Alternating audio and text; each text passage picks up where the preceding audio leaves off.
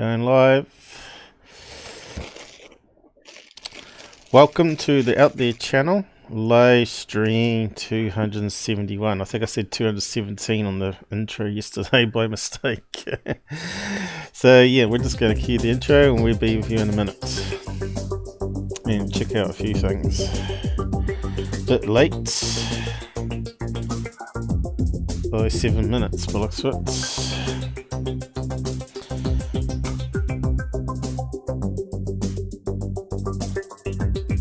Out There channel, live streaming. Who's got 217?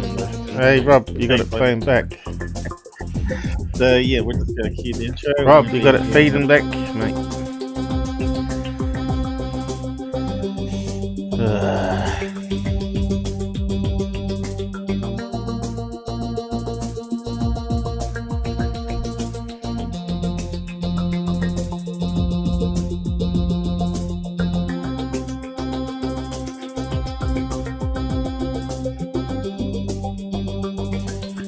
Where is everybody today? We got Susan and Charles so far.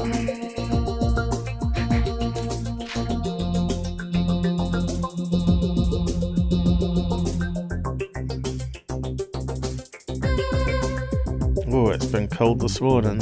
Woohoo. Going down to the basement.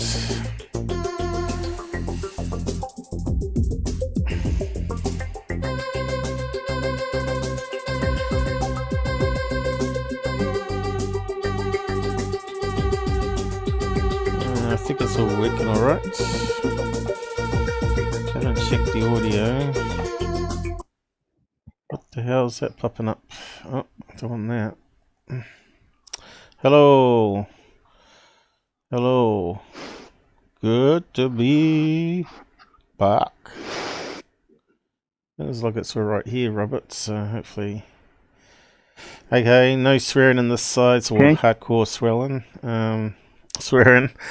Hardcore swelling. Yeah, I was only get my tongue twisted in the mornings now. What no hardcore. Yeah, because I heard you in the microphone, it put me off what I was going to say. No, no.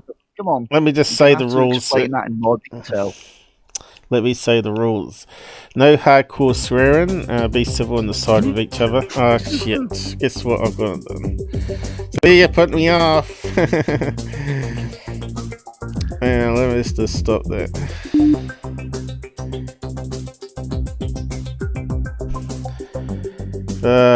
Yeah, here we go.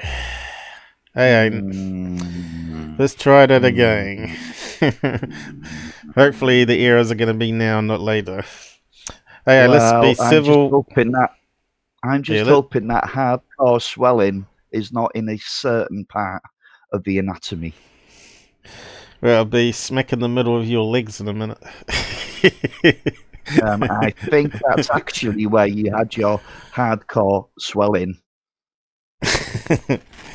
Let's have some fun in the side chat, saying no hardcore swearing. He's got me saying it now. Robert, why are you messing it up today? Because you're putting words in my head. It's too early in the morning. Hey, forget about the intro. Susan will patrol it and let you know what the rules are. No trolling, no self-promotion, that sort of stuff. Susan is not feeling well at all. I just had a message from her. So I don't think she'll be, I'll have to look after it tonight. That's okay. That's too bad. She ain't got the C19, has she?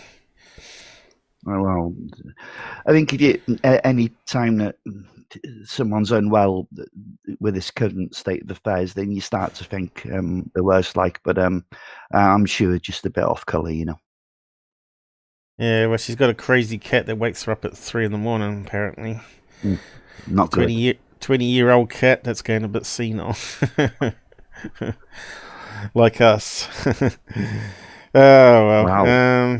So what have we got today? We better type in the welcome message. Yeah. It's not been a really good start so far. It's been a good start. Only because I made a slip up with my tongue. Right. Mm-hmm. Damn Welshman. Stream. 271. What was the topic today? UFO nests, wasn't it? No, that's right. Okay, first off, we've got the Higdon Alien Ordeal, and I can tell you that was an ordeal for him as well. That happened in Wyoming in 1974. Then we're going on to the Tully saucer nest, which is Tully, Australia, 1966. It's where an alien spacecraft gave birth to several other alien spacecraft. Joking. Right, okay, it left the shape of a nest. It kind of landed or hovered just over an area, like a swampy, lakey area, and it left evidence behind. And we got pictures as well. All right. And then finally, Operation Mainbrace, that was North Atlantic in 1952. And whatever happened there, and like the Nimitz, quite difficult to explain what happened there on high-tech drones, you know? So, yeah, good cases. Mm-hmm. Well, I didn't have much time to look them up, but we're going to Wyoming. Is it America first of all? Yeah. Have you got a link? No, you haven't got a link. No, I got the map up though. So Okay. if we pan out, that's where we're heading, into America. Very similar to where we were last time. Last time we did a UFO case. We're into Bigfoot country up the top there. Yeah. What's that one? Pacific Northwest, is it? East. Northwest. Northeast. East. West is that side, isn't it? Yeah. Anyway, Bigfoot's all up there. Bigfoots are everywhere, apparently, anyway. Although I haven't heard of any Bigfoots in South America or Mexico. Maybe it's too hot down there or too wet. No, I don't think I've heard of too many cases from that continent either. To be honest, no idea why, but because there was even a UK documentary released recently. I had to pay like £4 for it, I think it was, and it was worth a listen to. It was cryptids in the United Kingdom. I mean, surely there's not enough space for them to live in the UK, but there was witnesses to these things, and they seemed fairly sincere, you know. So I don't know. I don't think it's a physical thing, you know. I really don't. I think something else is messing with our minds. Oh, and it's amazing how often these Bigfoot creatures and Dogman and the sightings on the up with Bigfoot, big time. Excuse the pun, but yeah, and a lot of people are saying 1 minute they're there, next thing is a flash of light and it's gone. So that doesn't sound like something I don't know, like it's slipping in and out of dimensions or portals or realities. I don't know. Okay, did you give a link there? I don't see it. Hold on, I'll do that now. Yeah, I know there's big cats in UK because some of the rich elite, rich elite released them before they were dying into the wild, into their own forests they have over there, which probably would be a crazy thing to do. Probably because they think they're sort of tame. But how many times you seen tame ones attack their own owners nowadays? Yeah, there's a lot of people have license to keep these big cats, and if they feel that they maybe can't handle them anymore, or they're about to pass away, which happened to one person in Holyhead. He released a couple of big cats in my town, and promptly commit suicide. That's what I mean. But yeah, he let them go on Rocky Coast, and they haven't got a big area to live there, to be honest. There's a bit of farmland there, good few acres, but no one, I don't know if maybe they perished, I don't know, but no one's ever seen them since. Yeah, it's apparently the stories of circus animals being accidentally released into the wild, like Yeah, gorillas or whatever. yeah, they may well survive. When the train crashed or something. So anyway, still waiting for that Yeah, link. yeah, okay, okay, the link is there, but just before we start, John Greenwald, it's there now. Yeah, John Greenwald put some stuff up just in the last day. He's been doing FOIA requests again, as he does. Yeah, I saw something come it's out. from the Air Force, and the Air Force have denied any connection with UFOs at all.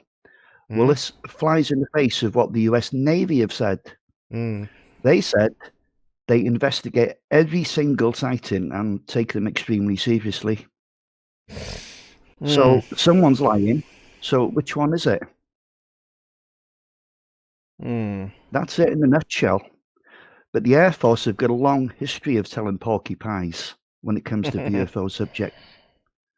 So maybe the because Navy more is of them, much more forthcoming with information over the last 2 years.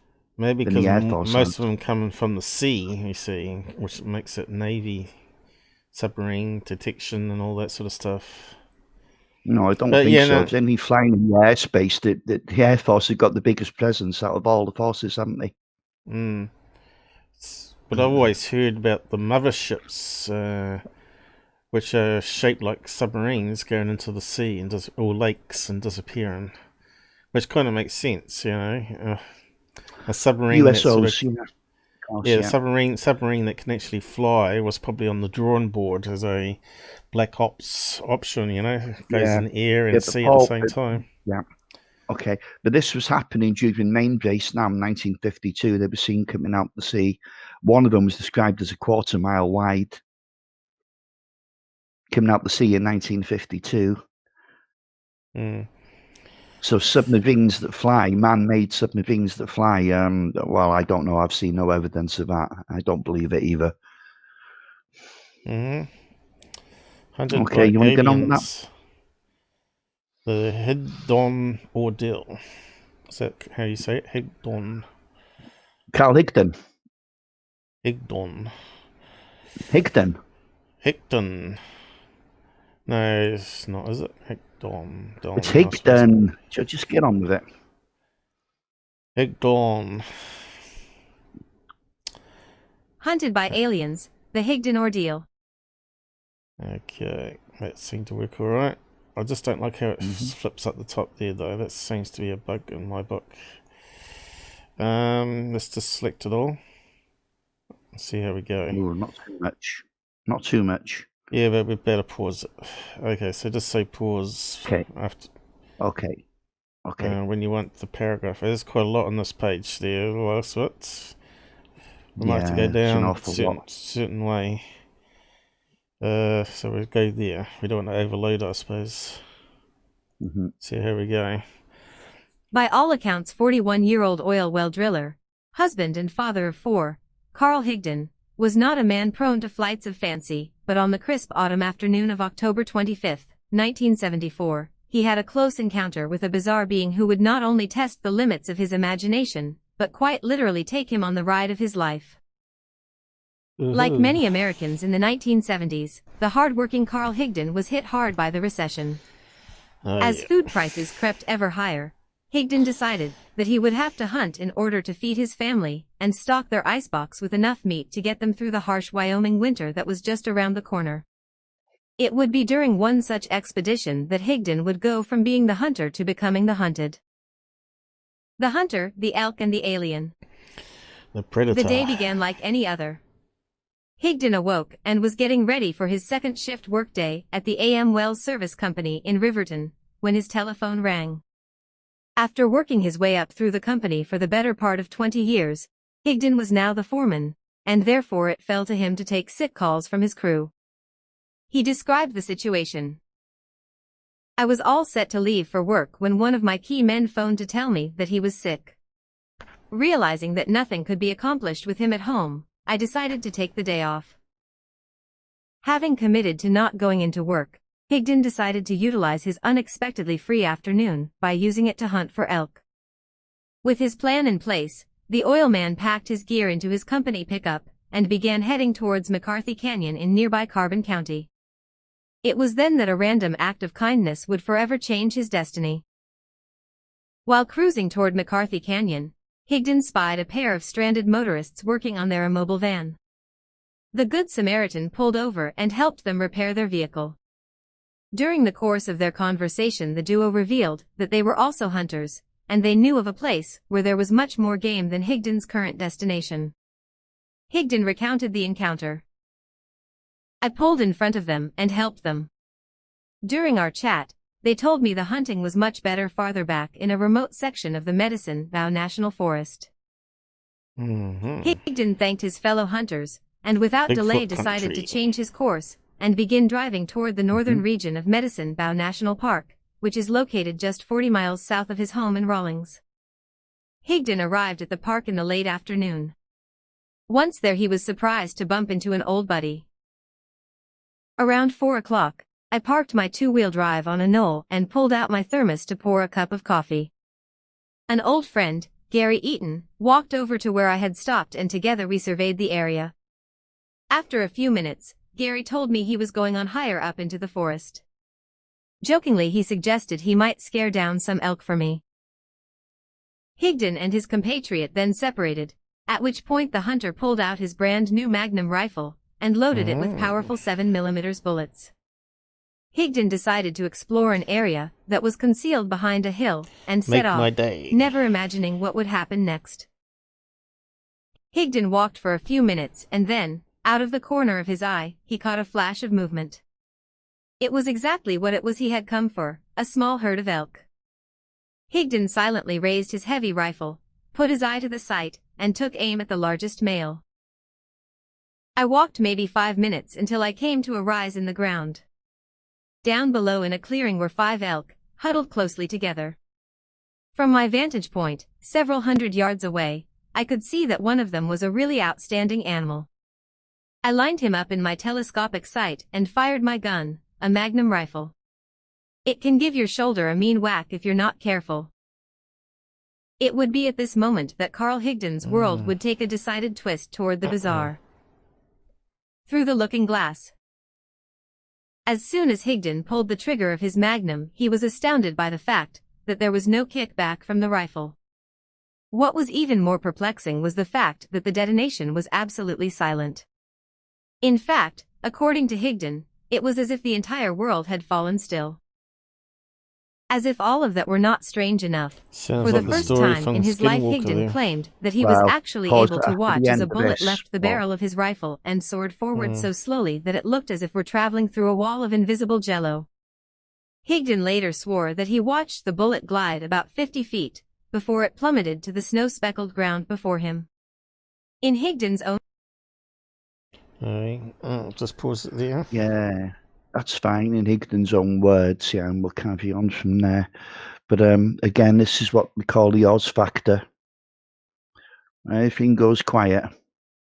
Everything switches off, the animals, no bird singing, no noises, no nothing.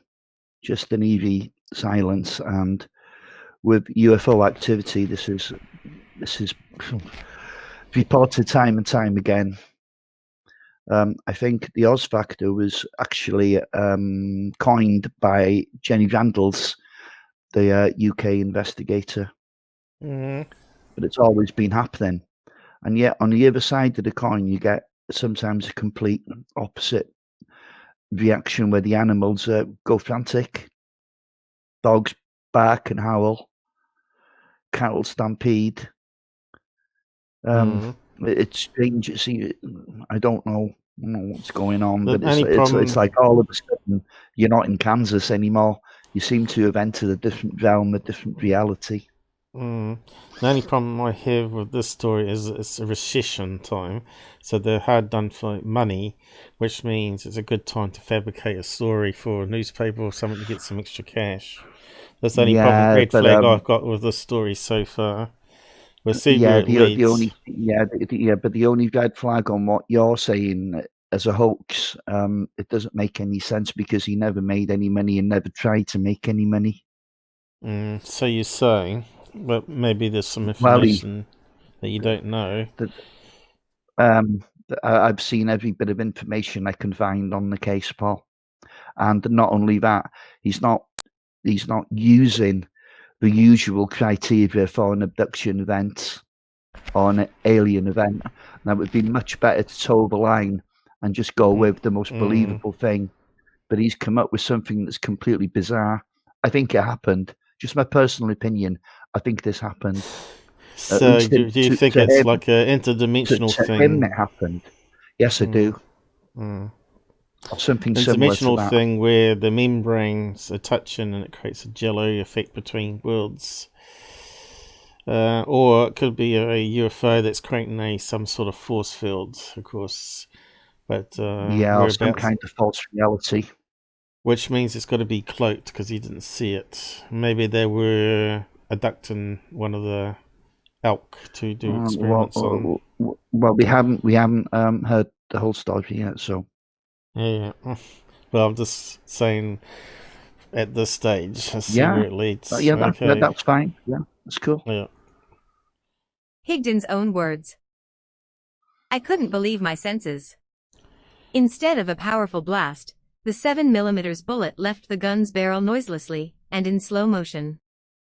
It floated like a butterfly, finally falling to the ground about 50 feet from where I stood. I was awestruck. I froze. All around me there was a painful silence. Not a chirping bird or the rustling of leaves on nearby trees could be heard. The only sensation I could detect was a tingling feeling which crawled up my spine. This was similar to the feeling you often get before a fierce thunderstorm, when the air is full of static electricity. Still immersed in the eerie, static-charged silence, Higdon cautiously retrieved the bullet and inspected it closely. He immediately noticed that the lead portion of the 7mm had disappeared, and only the oddly misshapen case remained. That was the He lead placed portion. the bullet into his pocket and took a few perplexed steps forward.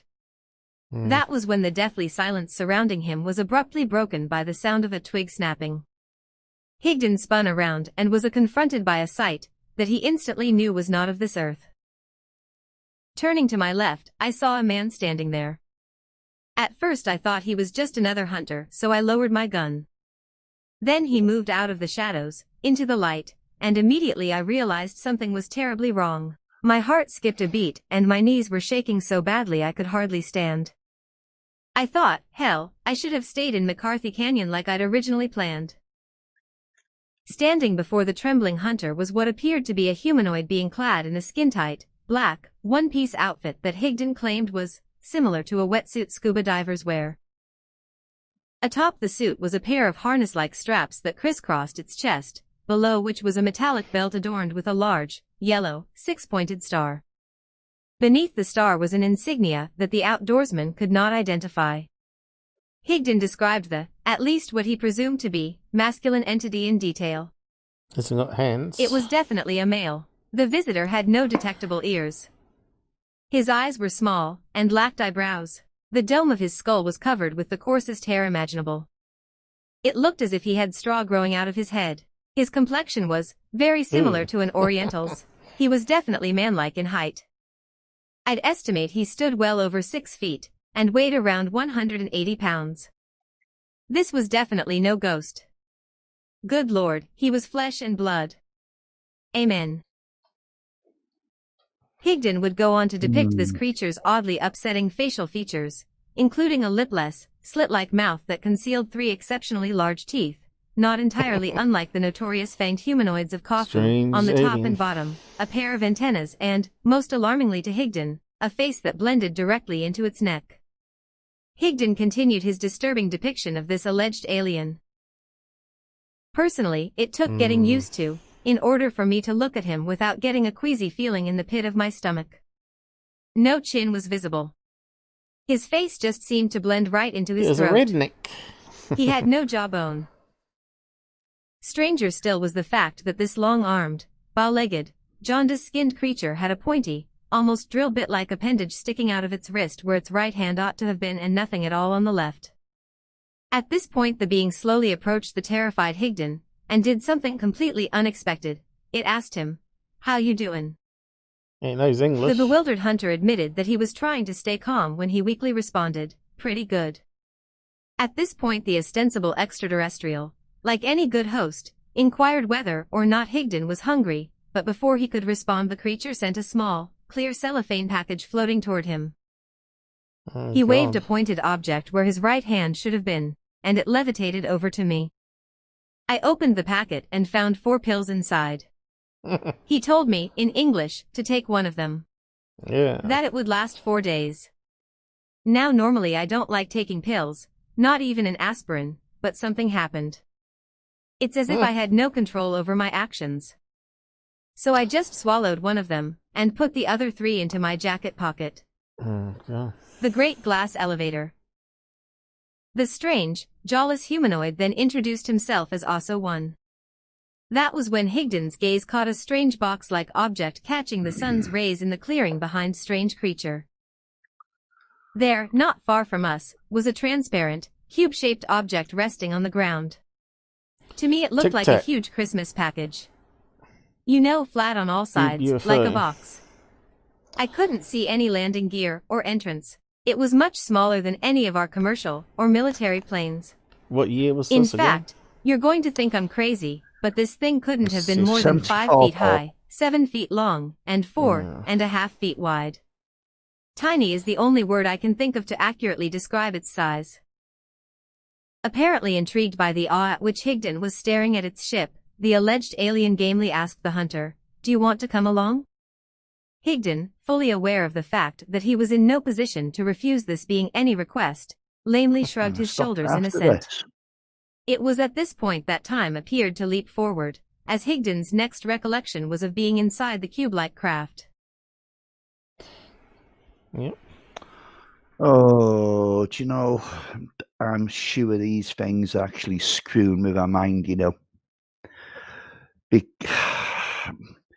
It just doesn't add up, does it? Sounds like something out of the Twilight Zone or something like on TV about then. Twilight Zone. Yeah, Or the sounds Outer like Limits. Yeah, where that opens up and it goes into a multi-universe. But maybe he did get the idea from a TV show and just made up the story, but who knows? Certainly a crazy one. Know. Yeah, well, they said that about Betty and Barney Hill as well, didn't they? That they'd actually seen an episode of the Twilight Zone where one of the aliens had wraparound eyes, and that's what they were describing. But they swear that they'd never actually watched it and they'd never seen that series, never heard of the series. So, but I think the Betty and Barney Hill case was genuine. Although I don't like that star map stuff. To be honest, that was under regression. I don't trust too much under regression. But I'm sure that whatever this, and it's an intelligence, obviously. I think it's trying to make things more palatable for us. You know, maybe rather than show itself, its true self. But it's not doing the best job, is it? I mean, that sounds pretty intimidating to me. Frankenstein. Yeah, sounds more like Frankenstein. Yeah, good God, man. Yeah, all it needed was a bolt through its neck. Yeah, and another thing, when he got on the have we covered that yet? No, I don't think we have. Yeah, when he got on the inside of the craft, he said it was far bigger on the inside than what it seemed to be. We're getting onto that now. On the outside, right? Okay, but wait there, just before you play it. Now, this sounds like the TARDIS of Doctor Who, doesn't it? Yeah. Now, Doctor Who was out in the 60s. Yeah. But I don't think it was particularly big in America at all, but I don't know for sure. But could he have seen that? Maybe. Maybe. Hmm. Interesting. Yeah, Crazy story to make no money from it. Anyway, carry on. certainly Craft. is. Before I was able to move a muscle, I found myself inside this contraption. It was instantaneous. How I was able to fit inside remains a riddle. They must have shrunk me. That's the only explanation that seems plausible. I wouldn't venture how they accomplished this feat. Also, one Incredible just pointed, and we were voyage. where he wanted us. After No, also fantastic one loaded voyage, his isn't it? earthly guest into his tiny, perhaps TARDIS-like, box, Higdon's mind began to get fuzzy, and he started to panic. There's a My TARDIS memory there in the fails me picture. here. I recall my Yeah. head starting to reel. My hands sweating. Somehow the pill this fellow gave me must have deadened at least some of my senses. Otherwise I'm positive I would have been crying and perhaps even fainted. I may be strong, but I'm only human. Oh. Yeah, at least we got down to Oops. the top. Okay, well, you get that back, but it sounded, I don't know, it sounded like it was trying to comfort him in a way. It's had some, this kind of thing would have sent most people into a deep panic. Your heart would be going so fast that it's very likely to just blow. Yeah, you got it now. Yeah, you bang on there, Paul. It seemed a lot that we selected, but we went through it pretty quick. Yeah. There's only about 25 minutes reading time, Seems long, but... Yeah, people want 20-minute episodes still, remember? Oh, well, don't come here then. They want it shrunk down, because they ain't got time to watch 3 hours. I don't know how we can do that.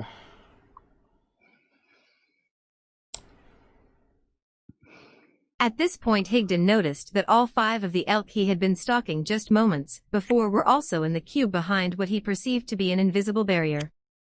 The hunter marveled at the creature's ability to incapacitate the untamed animals. I'm kind of fuzzy as to how they managed to contain such wild beasts.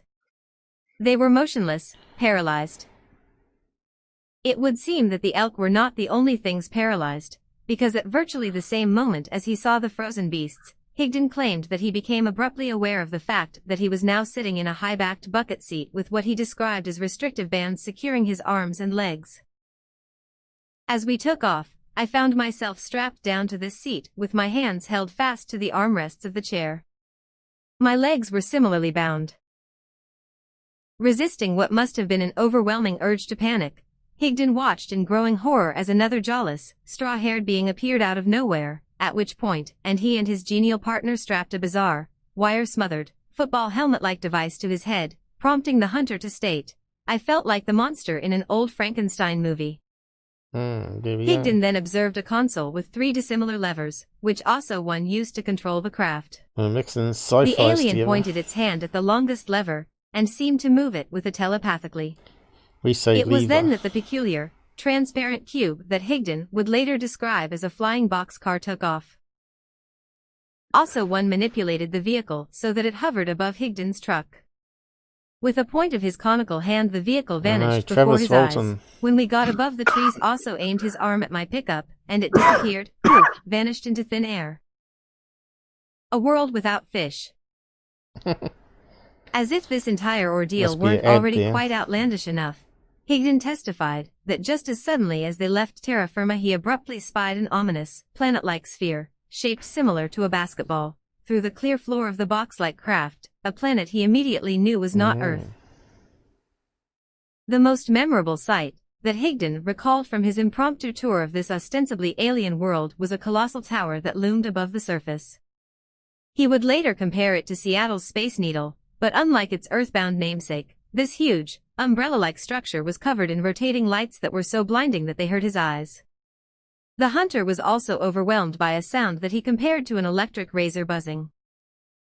All around this tower were revolving patterns of multicolored lights, not unlike powerful spotlights. They were so intense that it was actually painful to keep my eyes open. These lights were so brilliant that I held my hands to my face as a protective shield.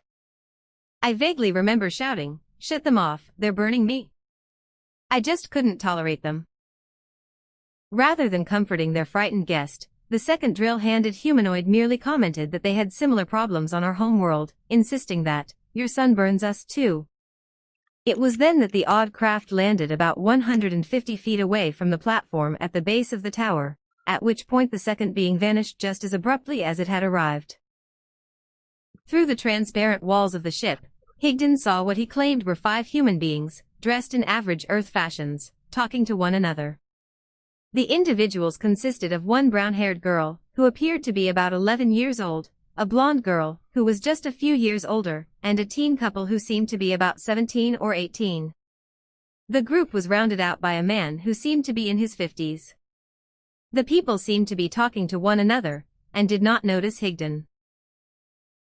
Also one, who had so cordially offered Higdon food pills, and a ride around the cosmos, did not explain the presence of the other humans, but patiently explained to the anxious oil man that they had touched down on a planet that was 163,000 light-miles from Earth. Higdon was quick to elucidate that the creature did not say light years, which to him indicated in no uncertain terms that, to them the passage of time is different than it is to us. Also one escorted Higdon into the dazzling tower. The pair ascended in an elevator, which deposited them into a room where the hunter was instructed to stand on a small platform. Higdon noted that he and the alien never actually walked anywhere, but seemed to be floating just above the ground. While they hovered toward their destination, also one, arbitrarily, or so it seemed, explained that there were no fish on his planet, and that these finned critters were one of his people's favorite things about Earth. The examination. It wasn't Ed. At this point an odd device, that Higdon described as resembling a glassy shield, slipped out of the wall, and paused in front of the human. The shield was evidently some kind of medical device, and scanned the man for almost 5 minutes, before it disappeared back into the wall. Rejection is never fun, but it's hard to contemplate that Higdon did not consider it to be a stroke of luck when his extraterrestrial tour guide informed him that he was going to return him to the spot where they had first met, because the examination had shown that he did not suit their purpose. Higdon, perhaps mercifully, never knew what this potentially nefarious purpose was, but he would later speculate that he thought it had to do with a breeding program. Also one led the oilman back to the elevator, and then down to the main door. With the same abruptness that he had felt earlier, Higdon realized that he and his alien companion were now back inside the clear cubicle, this time sans elk. Also one was admiring the human's rifle, and with a tinge of regret admitted that as much as he would like to, he would not be able to keep the primitive weapon as a souvenir. Also one telepathically handed the rifle back to Higdon, then removed the food pills from his pocket, a fact that dismayed the hunter as it represented the only piece of concrete evidence he had of this weird event. Once again the alien pointed at the longest lever. It was then that our intrepid hero suffered another disorienting time jump. Homeward bound. Higdon quickly realized that he was no longer hovering above an alien world, but that his alien comrade and his miraculous cube had seemingly instantaneously transported him back to Earth. He claimed that he saw his truck, which had been inexplicably transported some 5 miles from the glade where it had been parked 2.5 hours before. The hunter later considered the situation. Yeah, so the only thing with this, 1974, it's happened at a time after the contactee movement, hasn't it? You know, with the likes of Billy Meyer, Van Tassel, Adamski. You know, they had similar types of stories, but they were a little bit more specific, as in where they went on these craft and so forth. So I don't know, but for this guy to make all this up, he must have done an awful lot of reading. He must have, and he must have had one hell of an imagination. Well, you watched a lot of sci-fis, you know. You got Hitchhiker's Guide Well, there, you got Doctor Who. Yeah, but there's Hitchhiker's Guide wasn't around then, Paul. 74?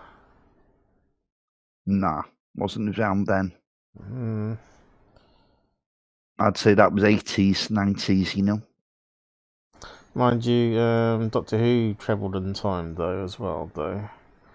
Yes, he did. Yeah, and yeah. travelled in boxes and And yeah. that was out. I don't know. The Doctor Who. When Doctor did that? Who I'm is not the sure. most common Late theme here. 50s or 60s. Mm. It was certainly black and white when it first started out. I mean, the third Doctor was. Oh my God, the third Doctor. He's the John Pertwee. Yeah, I can't remember the first two now. But sure, that was around a long time. But whether you'd get that on American television, I don't know. I'd say Twilight you would Zone have. and The Outer Limits to be interesting to know when. Yeah, they were about then. And the antennas on the head. The Martian show. What was it? But you'd Martian. think to fake something, you'd go with the stereotypical abduction, wouldn't you? Don't know. What was typical back then, though? I don't think alien greys were like the common thing back then. No, I think. Oh, right, yeah. Okay, well, yeah. If you want to go off the Betty and Barney Hill case, then they were quite alien grey like. Yeah. And then you got the Maybe since then the greys have been framed. You know, in a lot of abduction experiences. People just say people just say it's screen memory though. Yeah, possibly. And those pills he's taken may not be food. Could be LSD or something, you know, tripping. So yeah, I don't know. Maybe he tripped the whole story. Crazy. And of course, imagination, you know, was maybe he watched a lot of sci-fis or read lots of magazines, you know. What's that thing, Fate magazine or whatever it's called back then? Fate magazine was oh god, what was his name? He's the same guy who done Amazing Stories. Palmer. That was back then, wasn't it? Maury Island, yeah, 47, 50s. Yeah. I don't know about Fate magazine, but Palmer and Amazing Stories was going back in the late 40s. Mid, I think, all the way through the 40s, even before the modern era of the UFO. So we got someone on the side there. Kingfish. Yeah, Kingfish, and who's the other one? Brother Seamus. Oh. Power up. Okay. What? Hi guys. Space out. So yeah, so if he wanted to back up his plan, he had to keep one of the pills, really. But then again, could they analyze it back then? But you see, that's quite similar to the Betty and Barney Hill story where they took an artifact off them, didn't they? What did they take? I can't remember what it was now. It was some kind of an artifact that was given to them by one of the aliens. Normally you scratch them with your fingernails. At least you got some DNA. Wow, that would only work on something organic, couldn't it? Carry on. Situation. Since I was in a state of mental stress, this fact did not have any impact on me until sometime later. I know that I could never have driven over that impossible terrain, even if I had been physically capable of driving, which I most certainly was not. At this point the kindly spaceman said to the Earthling, "We'll see you." The foreman was overwhelmed by a floating sensation, and without warning found himself standing on the edge of a steep, rocky slope. The loose stones could not support his weight, and he suddenly found himself plummeting down the 9-foot decline, severely impacting against the hard ground and injuring his head, neck and shoulder. Stuck in the mud. The next thing the bewildered father of 4 consciously recalled was staggering nearly 3 miles down an old, dirt road, rifle in hand, freezing, and in a state of nearly hysterical amnesia. I didn't know what had happened, who I was, or where I was, for that matter. The only thing I could think of was to get out of there as fast as possible, and find someone who could help me. Higdon was in such a state of shock that he walked past his pickup without even recognizing it. When he realized that he was utterly alone on the dirt road, he backtracked to the vehicle. There I stood, shivering, eyes filled with tears and not knowing my own identity. I saw a truck parked off the road between some trees, and decided to crawl into it for shelter, and to keep warm. I didn't realize the truck belonged to me. Huddled and trembling in shock, Higdon was startled by a feminine voice that suddenly crackled over the CB radio. There was a two-way set under the dashboard, so I picked up the mic and held it close to my mouth. I managed to blurt out that I was sick and lost and desperately in need of assistance. When the voice on the other end asked me where I was, I told him I had seen a sign down the road which read, North Boundary National Forest. This didn't seem to be much help, however, as there was absolutely no indication as to what forest the sign was referring to. The posse arrives. A search party led by a local sheriff, and accompanied by Higdon's wife Marjorie, had a lot of difficulty navigating the backwoods paths with their four-wheel drive vehicles and were unable to locate the panicky hunter until almost midnight. It was during this arduous trip that Higdon's wife and two other deputies claimed to have spied green, red and white flashing lights in the sky, but they were too far away to discern its true origin. Later it would come out that two residents of Rawlins, Wyoming, Don and Marlene James, claimed to have observed an unusual radiance in the vicinity of Medicine Bow Forest at the same time that the posse was making its way toward the missing hunter. Not long after, the baffled officers were astounded to find Higdon's two-wheel drive truck bumper deep in a mud-filled sinkhole in the center of a forest ravine that was impenetrable by motor vehicles. In fact, the conditions were so bad that the police were forced to make the final leg of the journey by foot. Oh, there you go. Yeah. Now, that to me there's some physical evidence there. You know, how on earth did he get in there?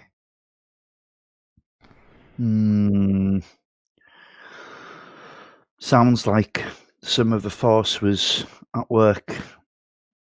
If this is true, I'd like to see a more detailed report on this, and I'm not sure if we've got anything towards the end of the article that confirms or denies that part of the story, because that's an important. I have to emphasise that that's an important part of the story, if correct.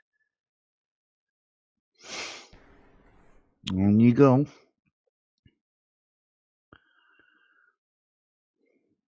Even more perplexing was the fact that there were no tire tracks leading into the bog. The sheriff and his men could not comprehend how Higdon had managed to get his pickup stuck there. Judging from the circumstances, it would have had to have been dropped from above. It seemed to defy rational logic. As if things weren't bizarre enough, when they finally managed to pry the still terrified Higdon from the truck, he was shrieking that they took my elk. Don't think that Jesus he even failed to recognize his own wife. Deputies quickly packed the hunter and his wife into one of their vehicles, while the rest of the police were confronted with the puzzle of how to get the seemingly impossibly trapped pickup truck out of the bog. Eventually they created a sort of bridge with fallen trees, and finally managed to tow the truck from the shallow ravine and down the dirt paths that would have proven impossible to navigate with a two-wheel drive. Higdon later described the situation. Using towing equipment, I was hauled out. They immediately took me to the nearest hospital, where I was placed under day and night observation. Not until the following evening did I begin to regain my memory and start to recall a few details of my ordeal. A miraculous recovery. Sheriff's deputies wasted no time in transporting the frantic hunter and his wife to the Carbon County Memorial Hospital in Rawlins, where he was admitted at 2:30 a.m. The doctors on staff noticed that his eyes were extremely bloodshot, and that he seemed to be suffering from nervous exhaustion, not to mention the injuries he sustained during his fall into the gully. Following an extensive series of medical tests, the doctors noticed that despite Higdon's clearly injured and anxious condition, his blood was extraordinarily nutrient and vitamin-rich. Even more peculiar was the fact that in 1958 Higdon had been hospitalized after he came into contact with tuberculosis, and at the time X-rays showed a significant amount of scarring on his lungs. Be that as it may, the X-rays that were taken following his presumably intergalactic expedition in 1974 showed no scar tissue on his lungs, and his doctor, RC Tongo, even noted that some painful kidney stones which had been plaguing the hunter were no longer evident. The mystified Dr. Tongo even stated that he's now in A1 super condition. Wonder what Nick West would think of that. Well, I think Nick's going to struggle with that one, isn't he? This is where a silly story that you can easily dismiss because it just doesn't fit into your reality becomes deadly serious because you've not only got the car now or the vehicle which shouldn't have been able to get there. Yeah, the job getting it out. Helicopter picked it up, of course. Yeah, but how's who was he? He's just a foreman. Yeah, just a simple foreman. How's he going to afford a helicopter? Who's going to do that for him? He'd have to use a private company, wouldn't he?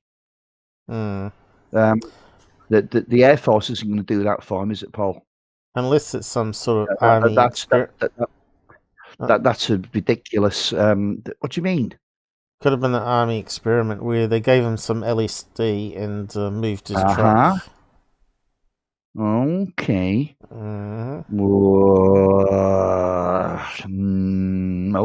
Okay. That's plausible. Let's try this. Well, the government were trying to look at cover-ups for UFO things, so it'd be a good idea to. Whoa! Hold on. They also pick on someone that's in a remote area for experiment. No! Whoa! What about the physical condition? What about the kidney stones? What about the scarring on his lungs? So did the army do that as well with LSD? This part of that story is faked, of course. How do you know? They've mentioned the doctor's name. There he is, RC Tongo. Maybe they paid him off, who knows? Well, Paul, I think we should maybe just believe this is what Mick West would come up with. You got to defeat it. I know what he'd come up with. Oh my God, yeah. I don't think he'd even tackle this case, to be honest. I don't think it would. Anyway, on we go.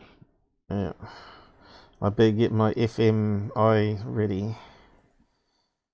There we go.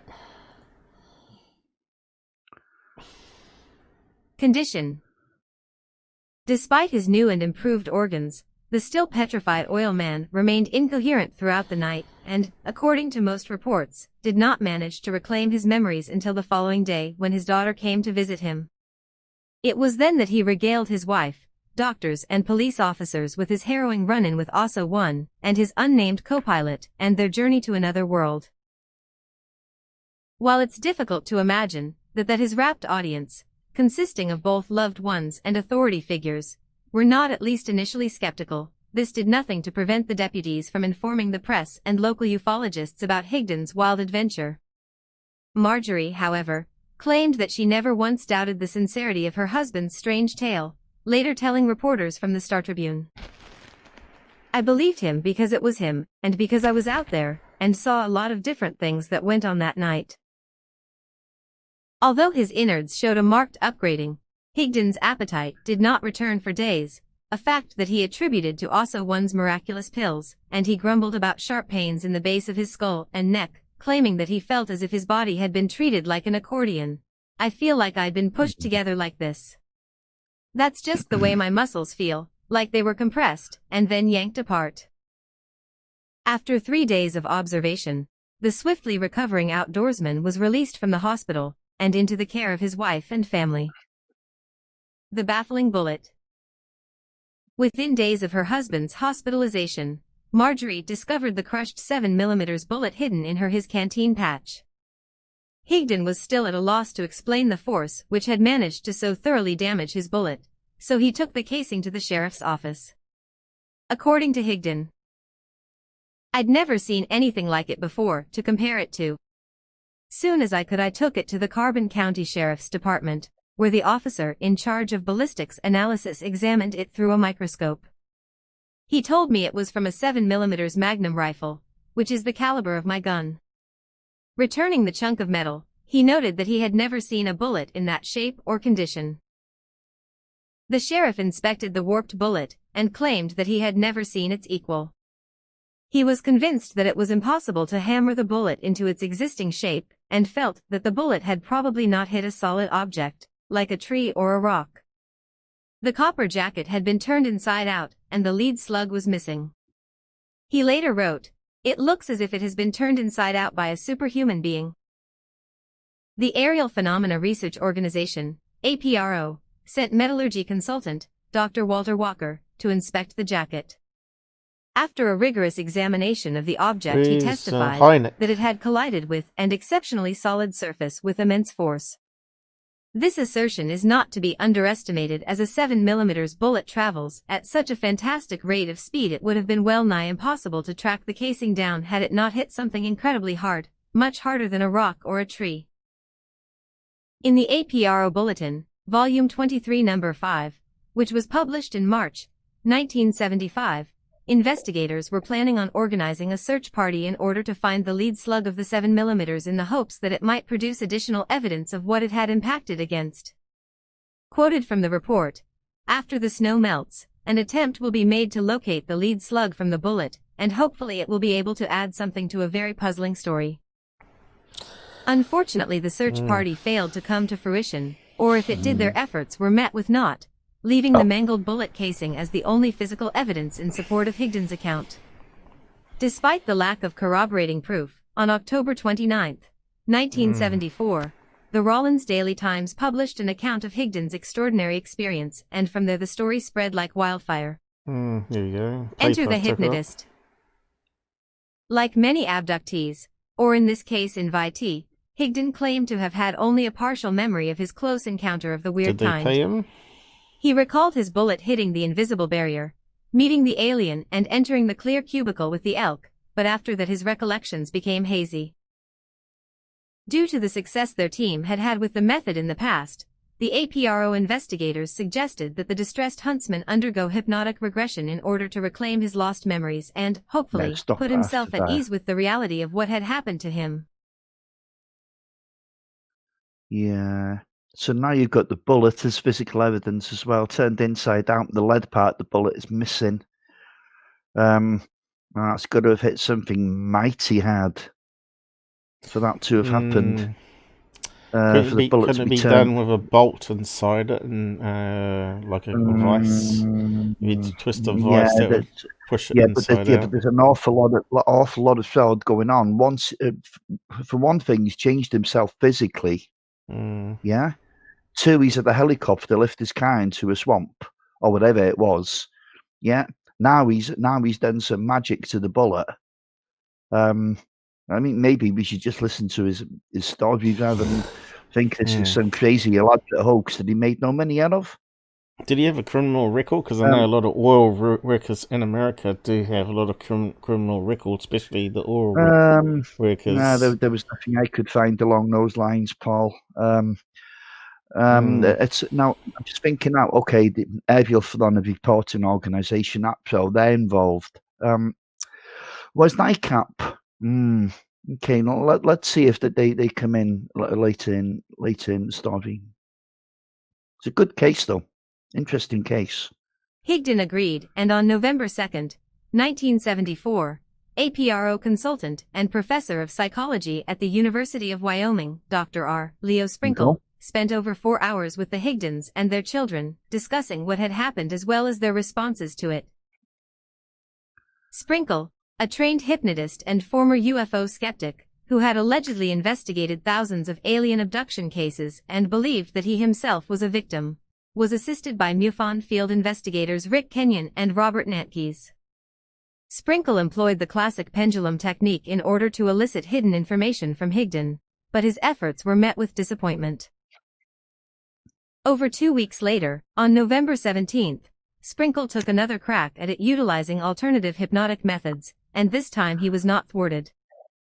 While many modern investigators take an understandably dim view regarding the validity of hypnotic regression, it's important to note that unlike many similar cases, Higdon had a conscious memory of his alien encounter before he was put under. This would seem to lend at least a little credibility to the account that followed. Under hypnosis, Higdon was able to recall his trip to OSO-1's homeworld in minute detail. He revealed to all of those observing the session that the straw-headed alien and its kin were searching for food and used the earth as a sort of game preserve where they came to hunt and fish, not unlike a more amiable and less anti-human group of predators. They also wore their black, skin-tight suits to protect them from the rays of our sun, and brought the elk back to their planet for breeding purposes, but whether OSO-1 was referring to a program that is analogous to a game warden ensuring a population of wild animals survives, alien slaughterhouse, or some kind of unimaginable extraterrestrial genetic experiment is, of course, unknowable. According to Higdon, breeding was also the reason why human beings were brought to this alien world. Higdon was under the impression that the aliens had harvested these primarily young humans in order to use them in some kind of propagation program, and that he did not suit their purpose due to the fact that in Maybe they're using 1965 them he for had food. undergone a vasectomy. Maybe this is what they meant when they said, "I wasn't any good." I kind of sense that they wanted young people. At the end of their hypnotic session, Sprinkle eased Higdon from his trance with the instruction that he would retain his memories of OSO-1 and their expedition, but would no longer fear said recollections. Later Sprinkle would write in his official report on the case. Although the sighting of a single UFO witness often is difficult to evaluate, the indirect evidence supports the tentative conclusion that Carl Higdon is reporting sincerely the events which he experienced. Hopefully further statements from other persons can be obtained to support the basic statement. The UFO and the polygraph test. Higdon, still a nervous wreck about the whole affair, claimed that for weeks following the trip he was followed by a colossal green light in the sky. Some ufologists speculated that it might have been the extraterrestrials keeping a watch on their quarry, much like modern scientists tracking a tagged bear. 4 years later, in September of 1978, Higdon was subjected to what was then one of the most advanced polygraph tests available, the PSE, Psychological Stress Evaluator, device.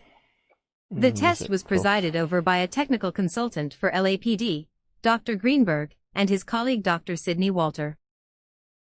The scientists ascertained that the former hunter was giving a truthful account of what happened, and Greenberg concluded, "I am forced to admit that something utterly fantastic did happen in this man's life."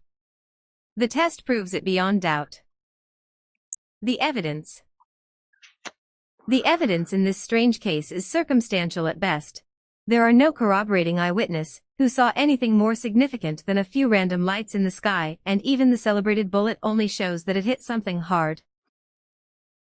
Nevertheless, there are more than a few elements, above and beyond Higdon's fascinating sketches, regarding this case that have a way of nagging on even the most skeptical of minds.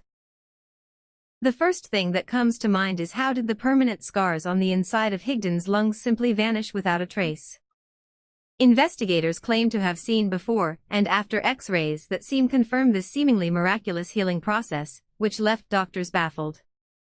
If this curative process was not instigated by the alien visitor, then what might have been responsible for the cure? We need that technology for The C-19. second, though harder to verify, factor that lends to the credibility of the hunter's account is the state in which his company truck was discovered by his rescuers. If reports are to be believed, then there is simply no way Higdon could have moved the vehicle to the place where it was discovered without the aid of a military helicopter. As to why his otherwise polite host would leave him in such a muddy lurch is a matter of debate. Of course, there's always the possibility that Higdon made up the whole tale after he got the company truck stuck while playing hooky from work. Perhaps he assumed he would be better off making up a patently outlandish story about alien abduction rather than fess up to having made a mistake while traipsing in the forest when he should have been working. Maybe, but I doubt it. To begin with, his employee called in sick before he decided to pack it in and go hunting. Also, he was the boss and almost certainly could have concocted a more reasonable falsehood if he had to. Lastly, who in their right mind would subject themselves to the kind of public scrutiny and ridicule that invariably follows a report of this nature?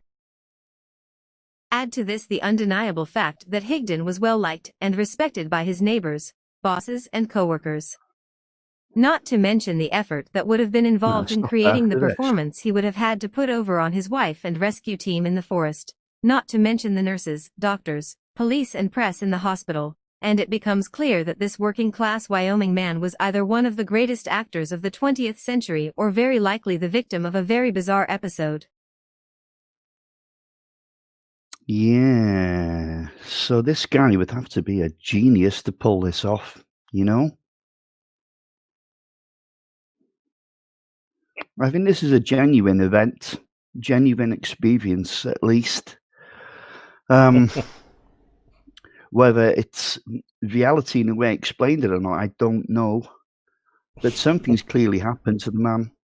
I was just reading that comment, it's funny. Oh. You banned Third Phase last time they trolled us, so I don't know if that's the real one back again with a fake account.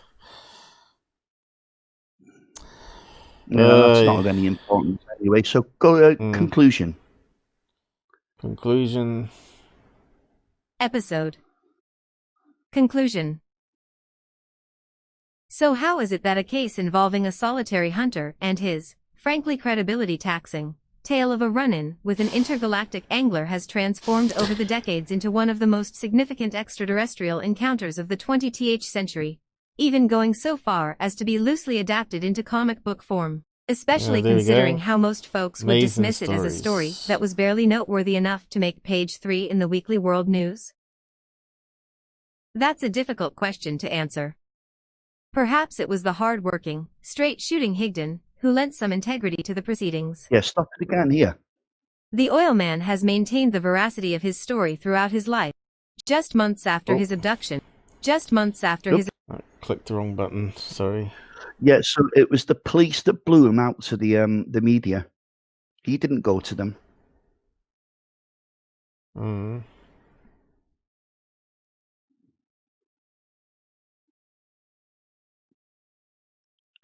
Unlike the Falcon Lake incident where that Mikulek went straight to the press with his story, this guy done nothing of the sort.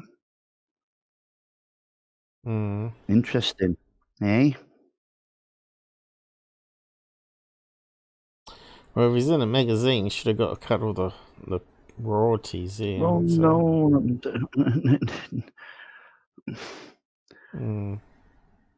Nobody's stopping somebody else making money from the story. Just months after his the oil man has maintained the veracity of his story throughout his life, and is the first to admit that his trip is a difficult pill to swallow, even for him. I'd like to think it was just a nightmare, except I know it was real. I've tried to shake my mind clear of all thoughts pertaining to what took place, but frankly that's totally out of the question at this point. Just months after his abduction, Higdon went on to say this about the incident at Medicine Bow Forest. Though I remain apprehensive over the events of last October, I firmly believe the American public is brave enough to accept the truth about such matters. Of course, I wish the whole episode hadn't occurred, but since it did, I don't see any reason to keep it secret. Some folks may think I've gone off my rocker, but anyone who knows me can tell you I'm not making up any of this. People seem to accept it now. I'm being truthful as I can be. This all really happened. Regardless of whether this was a genuine celestial encounter, an elaborate ruse, or the frightful dream of a man who had taken a nasty spill and was suffering from a concussion, one overwhelming fact remains: if Carl Higdon had it to do all over again, he would not have stopped and helped those strangers fix their van. Instead, he would have continued on to McCarthy Canyon, where he would have never, ever, have met a friendly, jawless, drill-handed alien named OSO-1. Tags alien abduction Carl Higdon UFO. So could the couple that were broken on the side of the road be government agents that said go to this valley to go hunting, knowing that they were leading them into some sort of experiment? He stopped to give them help. He could have gone. Yeah, but back then you do that sort of thing on country roads. That's a sort of courtesy thing you do, isn't it? Sure, but it doesn't take away the physical evidence. Unless it was all sort of covered up, you know, Bob Lazar. Well, there's more evidence there than ever was for Bob Lazar. Let's be honest. Yeah. Maybe. Yep. Well, there we go. That's the end of that case. Medical records. Medical records. Yeah. Strange case of the vehicle. Getting where it did. I mean, the police had to go and get it on foot. Yeah, geez, there's there's a lot to say. This happened. There's less to say it didn't. We've got Ken joining us a wee bit late. Yeah, hi Ken. Ken's been with us for a little while, I think. Has he? I didn't see him in the side. But on the farmer's factometer index. All right, we're back. I'm going to go for sheep on this. Okay, we better bring it up. There we go. So 1 is the most faked bar chart, and 5 is the more legit ones. So you're going 5 sheep. How about a home run? No, I'm going 4 sheep. I'm going to throw in a couple of chickens as well. Oh, you're going 4 sheep, not 5 sheep. Yeah. Yeah, I don't know about this story. Yeah. I don't know if it's worth a 2, but I'll give it a 3 maybe in this one. Okay. It's okay. We don't have to go the same every week. It's not about that. Yeah.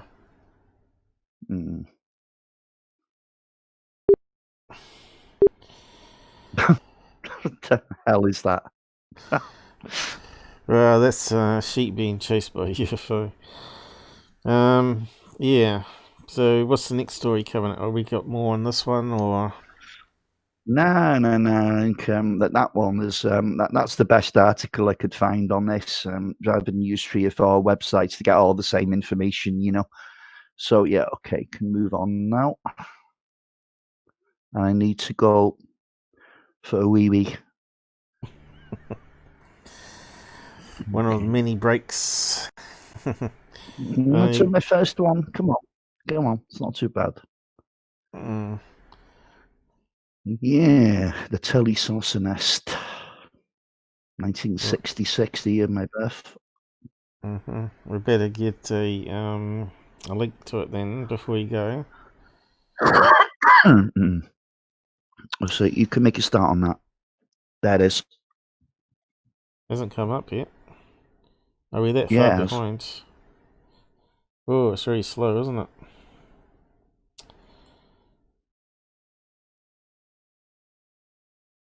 I'm sure I clicked on it. Oh, the CPU's mixing out.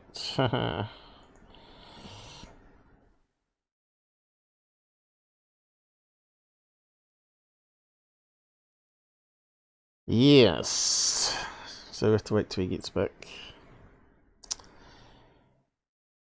Dun, dun, dun, dun.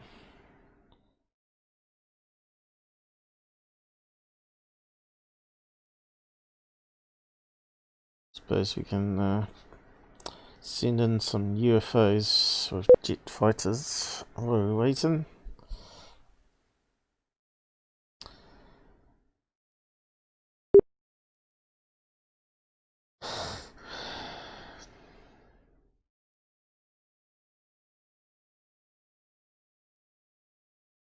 Here they come. A green UFO. What a horrible colour. I should change the colour. I suppose it would blend in with the Amazon forest if it landed. But it would probably stand out in the sky, wouldn't it? Green. Well, maybe not. They've gone past already. Let's send another batch in. Need a longer one for that one. I do like that rotating UFO though. Oh, alright. It glitched. He's just putting his earbuds back in.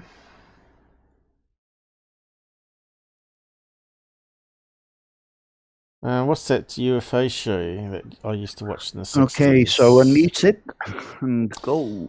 Yeah, I was thinking What's of that? that UFO show where UFOs were actually evil. What was it called? It was called U.FO, I think. Don't they have another name though? It was just called UFO. Oh, UFO. Um, Shadow, something rather. that, I don't know, when was that in the UFO? That was in the 70s. Yeah, they were the enemy, weren't they? I thought it was the Yeah. 60s, 69, but I It might could, be it could wrong. have been as early as that, Paul. It could have been. Yeah. I have watched a few old episodes. I think you can get a few old episodes on I think they had YouTube, a moon. They had a moon base, and they had some sort of undersea submarine that launched space rockets. Was then they trying to hunt it down, but the aliens were coming here to Earth for something. I don't know what. I can't remember. But it was a good No. sci-fi series for the time. Anyway, No. the FX were quite good. It was Yeah, kind of like Thunderbird. it doesn't look so good today, but yeah. Mixed. It was like old Thunderbird mixed in with real actors. So it wasn't too bad actually. And then you had Space 1999 come out, which was quite good as well. So yeah, we better get on with this one. Australian case. Let's see, how can we get to read it though? Let's see, here we go. Oh, it's got a table of contents. Oh, that doesn't matter. We can skip. We It's the can skip Higdon it. classification. We can skip parts if we need to. I've got the photos in another tab. Right. I think the photos are quite important. Oh, of course, yeah. Yeah. I think I got them up anyway as well. That one there. 1966. The Tully saucer nest.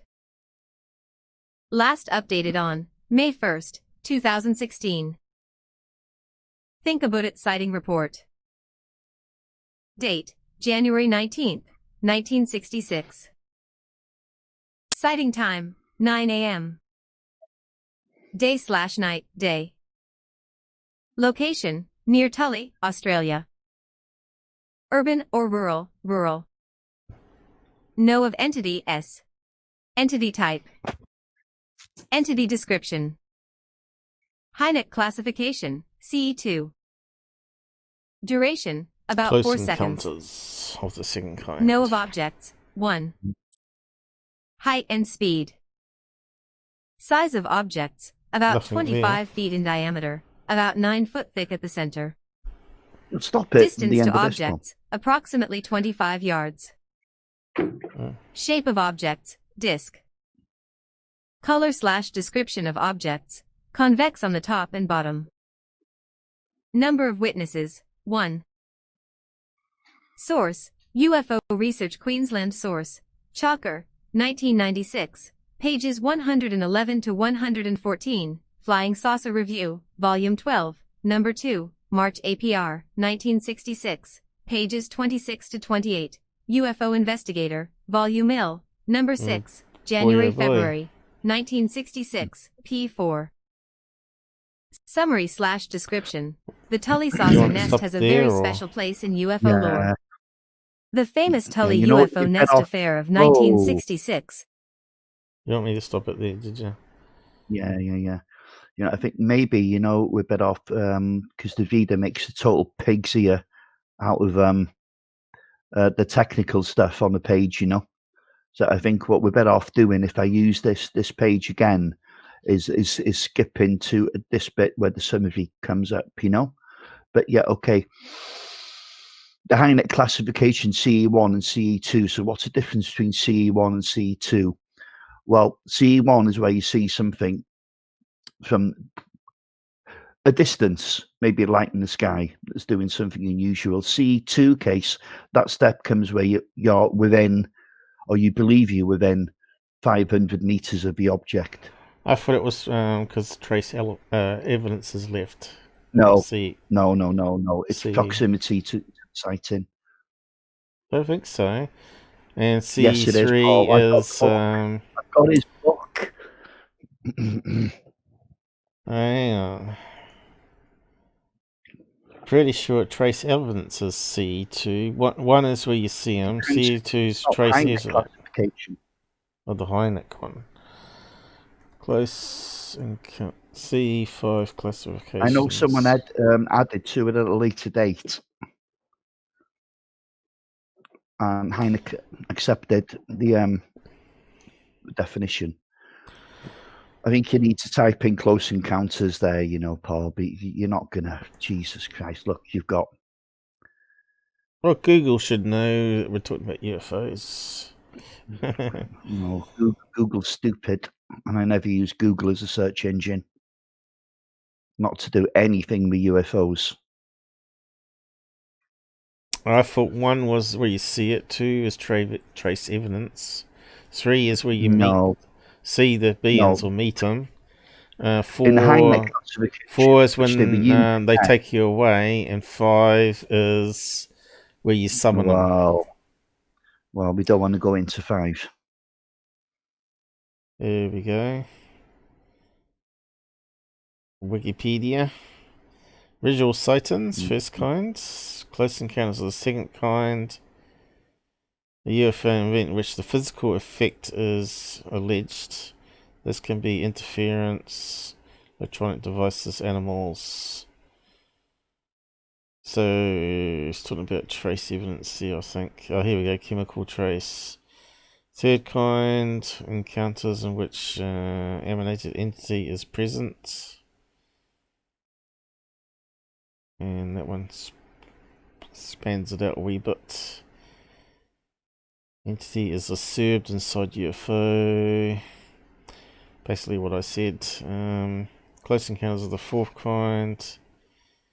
Oh, here we go. Hynek's mentioned now. Human is abducted. This type was not included in Hynek's original Close Encounters scale. Mm-hmm. Okay, and Close Encounters of the fifth kind. That was the Hynek scale we were looking at, you see. Fifth kind, which is Dr. Greer's thing, where you can sum them down, so you don't need disclosure, because Dr. Greer can prove it. UFO event. Yeah. And now we've got some other ones on here that's been added on. Close of the sixth kind, death of a human or animal associated. So that's cattle mutilations, human mutilations. Close encounters of the seventh kind, creation of human alien hybrids. So I wonder when those ones were added on. I have no idea. That's the first I've seen of that, Paul. Well, there you go. That's where we do these searches. So the Wikipedia, I'm not sure when we can find when it was last updated. But it's there on the page anyway. Carry on. 1966 is one of the best known accounts of an apparent UFO landing report. It is the focus of a very important nexus in the pivotal question of UFO reality. 1966 was a major year for UFO activity in Australia. Show map address equals Tully. Australia marker equals 1 map equals hybrid zoom equals 12 scroll equals 1 street equals 1 zoom control equals 1 pen equals full report. At about 9 o'clock a.m. on the clear sunny morning of Wednesday, January 19, 1966, George Pedley, a banana farmer at Uramo, near Tully, North Queensland, was driving a tractor with conventional electrical ignition across the property of a neighboring cane farmer. The farm track along which he drove wound its way towards, and thence alongside, what is locally known as Horseshoe Lagoon. This contained an area of water about 6 feet deep and 100 feet across at its widest point, a total area of a little more than an farm track along which he drove North Queensland was driving towards, and thence alongside, tractor with conventional electrical ignition, locally known as Horseshoe Lagoon. Hang on, are you playing it across back? The property of a neighboring cane farm. What's going As on George there? approached the lagoon, he thought he detected. Have you got it playing back there? I was doing some crazy sound effects. No. Nothing to do with me. Oh, well, it might just start there again. CPU just peaking up for no reason at all. Let's just have a look on the map anyway. Just why the CPU set is still 100%, by the way. Why did that suddenly No. change? I don't know. Oh, that's kind of crazy. So we're going to Australia. On that location there, hopefully. It's farmland, Paul. Oh, it's not going to go. Something strange going on here. There we go. Queensland, Australia. So we're heading off this way.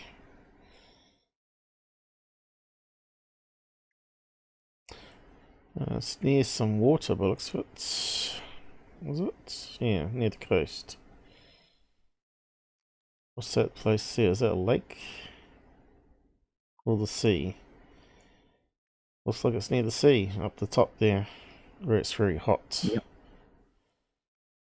Heading on to Cairns. A lot of saltwater crocs out that way.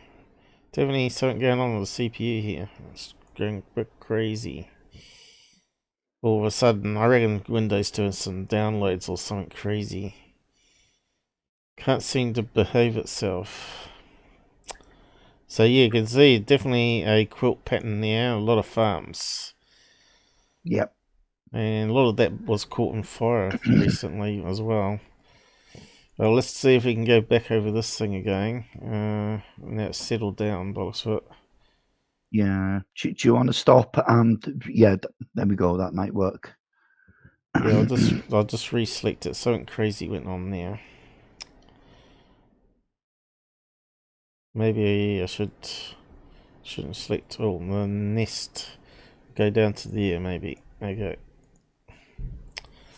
At about 9 o'clock a.m. on the clear sunny morning of Wednesday, January 19, 1966, George Pedley, a banana farmer at Uramo, near Tully, North Queensland, was driving a tractor with conventional electrical ignition across the property of a neighboring cane farmer. The farm track along which he drove wound its way towards, and thence alongside, what is locally known as Horseshoe Lagoon. This contained an area of water about 6 feet deep and 100 feet across at its widest point, a total area of a little more than an acre. The greater part of the water was covered with a thick growth of water reeds, the stems of these about half an inch in thickness that protruded above the water to an average height of 2 feet. As George approached the lagoon, he thought he detected an occasional misfire in the tractor motor. He leaned forward in his seat to listen, and almost immediately heard a distinct hissing noise, which he thought momentarily was a tire leaking air. Then, to his astonishment, a large saucer-shaped object rose from the lagoon, ascended slowly to the level of the tree tops, tilted a little to one side, and then, in a fantastic burst of speed vanished in a southwesterly direction. Mr. Pedley thought the object was about 25 feet in diameter, about 9 foot thick at the center, silver gray in color, and made no sound apart from the original hissing noise. The total duration of the sighting was about 4 seconds. Mr. Pedley jumped from the tractor and ran across to the lagoon. As he pushed his way through the 6 or 7 foot tall swordgrass along the water's edge, he immediately saw a large circular area of slowly rotating water that was completely devoid of reeds. Be a lot of cane He further toads saw up near there. the edge of the still slowly swirling water a patch of giant water couch grass, about a square yard of which had been clipped short, and the clippings removed. After a few minutes he returned to his tractor, started the motor, and went on his way. When questioned later, Mr. Pedley was certain about restarting the motor, but could not remember whether he switched it off, it stalled or simply cut out when he left it, both of which were considered highly unlikely.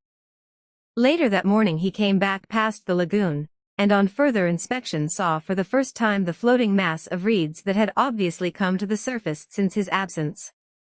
The reeds were radially distributed in a noticeably anti-clockwise manner, and he was emphatic that at that time the reeds in the nest, as it came to be called, were quite green, as were all the other reeds in the lagoon. At about mid-afternoon, he returned to the lagoon with Mr. Albert Panisi, the owner of the lagoon and surrounding property. Mr. Panisi waded out to the floating mass of reeds and found that it was possible to swim beneath the mass, the water being quite clear and free from obstruction. But its most incredible feature, and one easily seen in photographs taken during the next 48 hours, was the amazingly clear impression of the UFO left on the surface of the nest. The outer perimeter was sharply downthrusting, as if by a huge inverted saucer, with a perfectly circular central protuberance about 6 or 8 feet in diameter and possibly 18 inches deep. An inspection of the surrounding area disclosed in the loose Damn plowed CPU. surface of an adjoining field some rather strange imprints. They led from the direction of the nest and extended a short distance into the plowed field. They were described as being shaped like a teardrop, about 3 or 4 inches long, and about 2 inches across at the widest point. They were spaced at 12-inch intervals in a direct line, one immediately behind the other. No plaster casts were taken, and no claim was made that these prints were somehow associated with the nest. Mr. Pennisi made it quite clear that the prints were obliterated a few days later by the scores of people who tramped across the area on their way to view the nest.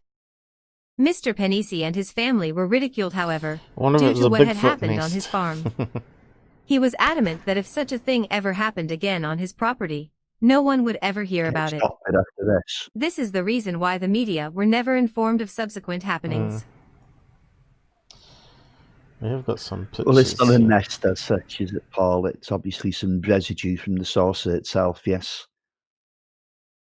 As reads on a water thing, isn't it? I mean, I can't see that because everything's distorted at the moment, maybe because the CPU is maxing out. So I don't know if other people can see those pictures clearly now at the moment. But I had those pictures lined up. There was no need for you to take that diversion, you know. I just wanted to get the story done with first and then look at the pics. Well, CPU settled down now. I'm not too sure what's going on. Something on that page, maybe. But if you're still getting blurry picture, just drop it in and out again, and I think it should fix it up. Okay, I'll try that.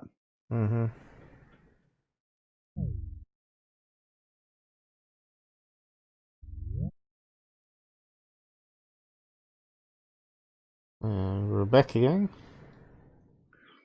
How's it going now? Yeah, nah. There's still, there's still a bit. Oh, I don't know. It could be a little bit better. Kind of weird. It's not an actual nest, Paul. It's just the impression, the circular impression that the saucer has made. Now, when you first seen the saucer, it was directly above this area. Okay. So it's hard to believe when you put the two together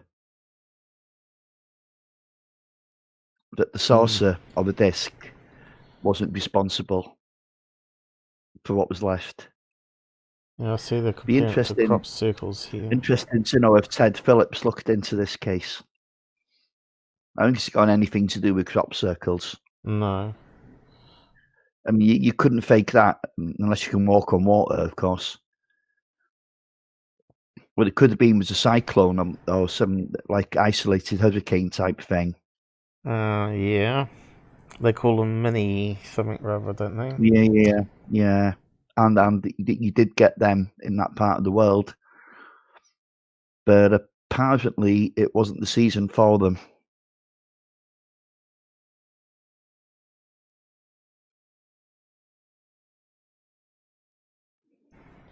Doesn't really show much though.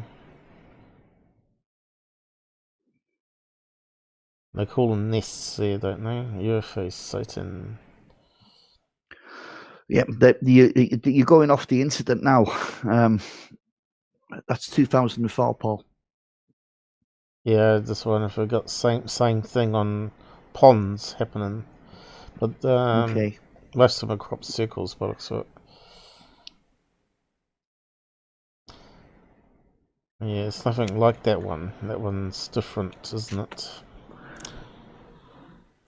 We've got people making noise next door at the moment.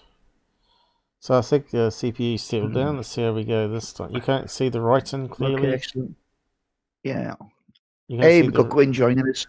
Nice one, pal. Thanks for tuning in. Can you see the screen okay now? It's not too bad, Paul. Happenings. On Saturday, February 8th, 1969, at 5:30 a.m., a UFO monitoring device in the Pennisi home was triggered. The youngest son turned the instrument off, and then forgot about the incident. His father had left the house in the early hours of the morning, and upon returning noticed that the detector was off. When he was told why, he immediately drove to the lagoon and found, about 20 feet from the bank on the southern end, a new nest. This one measured 29 feet 6 inches, and was perfectly circular. The reeds had been extracted complete with roots from the floor of the lagoon, and they were floating in a very noticeable clockwise distribution. Another nest was found at the extreme northern end of the lagoon, closer to the bank and much smaller, but with all the characteristics of the larger one. Inspection of the area directly below the nests revealed it to be absolutely free of rubble or reed roots, almost as if it had been vacuumed. There were no signs of insect or algae life, and the water was remarkably clear and clean, with no particles in suspension. The floor of the lagoon was not muddy, but appeared to be composed of a thick compressed mat of vegetation that was quite firm, if a little spongy, to walk on. About 25 feet away from the smaller nest was the protruding branch of a tree, which had an area of leaves about 6 feet long by 2 feet deep that were scorched or showed signs of browning. Other leaves on the same branch were quite green and healthy. After this. The area below the leaves was thick with green healthy weeds and grass. In conclusion, and in the estimation of a botanist, there seems little likelihood of there being a natural/botanical explanation for the development of the nests in the Tully swamp. The 1966 Tully. Well, yeah, okay. Now, this isn't going to be easy to fake, is it? You know, someone's going to dive down there and pull those weeds out of the lagoon by the roots. That can't be an easy thing to do to fake, can it? And doesn't mean it can't be fake, though. Doesn't mean it can't be faked, but when you go with the witness sighting, and there was two witnesses to this. Now, remember the one we were looking at above was 1969. So it went off a little bit there, so I hope people realise that. So there was 2 separate events. Okay. Looks like we're going to have to skip some of this. Carry it from there onwards. Yeah, we can skip that bit, yeah. It's going to give us some problems, I think. Try to go down to there then.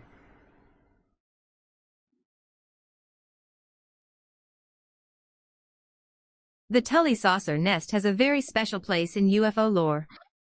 The famous Tully UFO nest affair of 1966 is one of the best-known accounts of an apparent UFO landing report. It is the focus of a very important nexus in the pivotal question of UFO reality. 1966 was a major year for UFO activity in Australia. The classic UFO landing at Horseshoe Lagoon near Tully, far north Queensland, and witnessed by 28-year-old banana farmer George Pedley, entered the term UFO nest into popular UFO parlance. The locality was the center of an extended UFO milieu that continued for many years, particularly in 1969, 1972, and 1975. The area was also the site of controversial experiments in UFO detection through remote sensing and filming. The Tully incident has been mentioned extensively in the UFO literature over the years, and yet surprisingly many inaccuracies and misconceptions have developed. These problems became more critical when the famous incident once again became the focus of attention, this time due to the English crop circle controversy.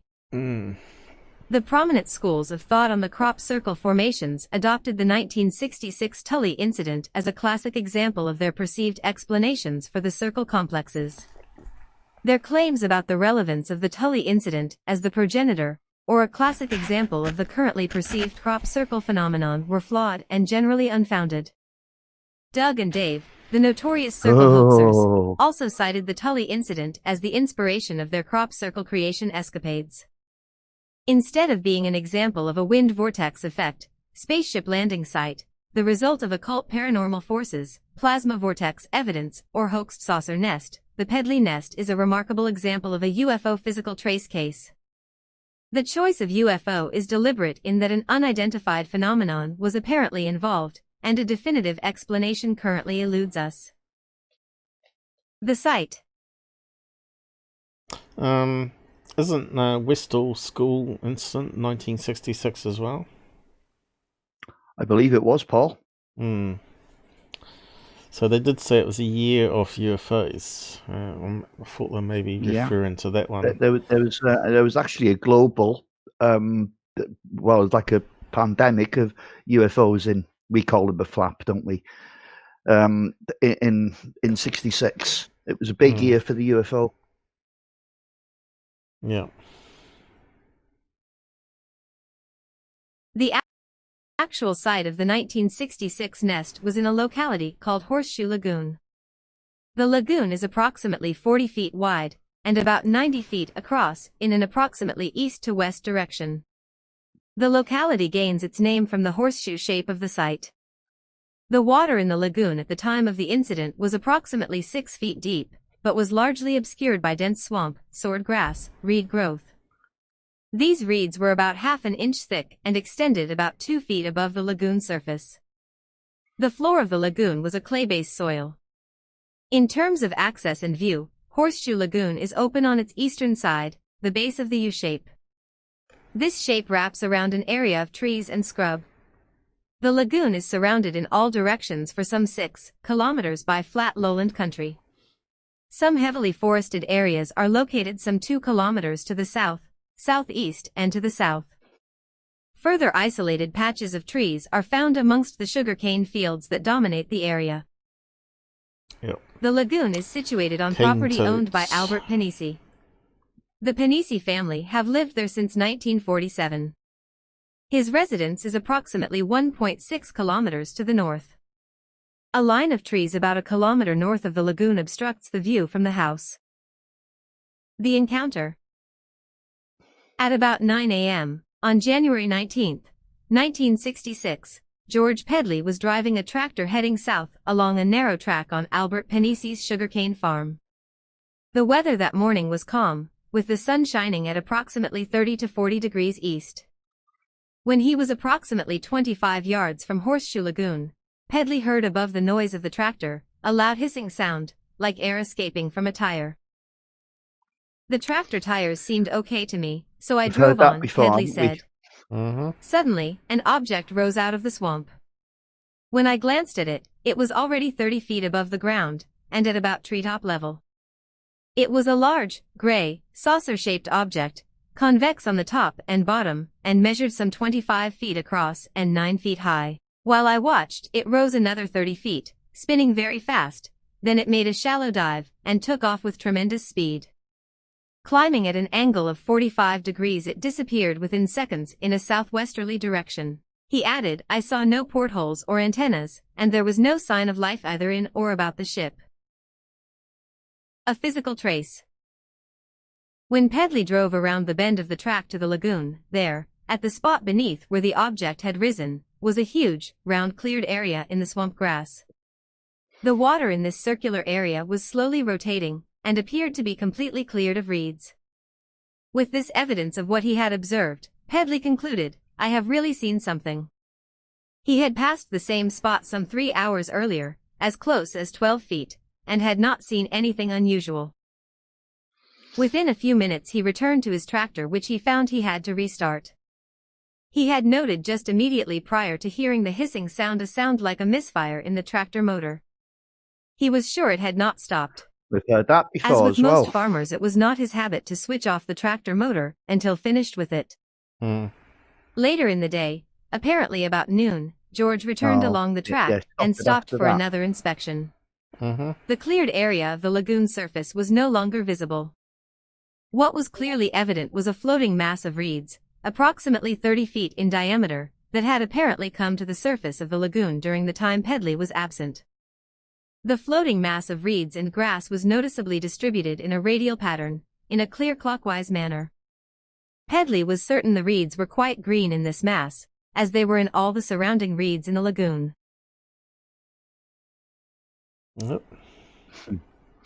Yeah, I began work on the Higdon site. It was, and I was totally new to the job and had to learn to drive the tractor and reverse a trailer and what have you, you know. But so I was supervised for the first few weeks, and yeah, I turned the ignition off at the tractor once to get off and pick something up and put it on the trailer. And the guy went a bit nuts at me. He says, "What you doing, turning the ignition off?" I said, "Look, we don't do that, okay? We don't do that." I says, "Why?" He said, "Don't ask questions. Just don't do it." I said, okay, I'll leave it running. No problem. But yeah, that's not something you do as a farmer. It's not something you do. You wouldn't turn it off. So something stopped it while he was off the tractor. Very unlikely it was otherwise. Because you get into that habit then of not turning it off until the end of the day.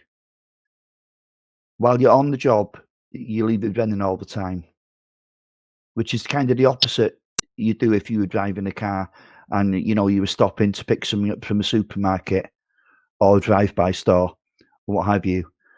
You'd turn the ignition off, wouldn't you? But no, farmers don't do that. It's just not one of the habits.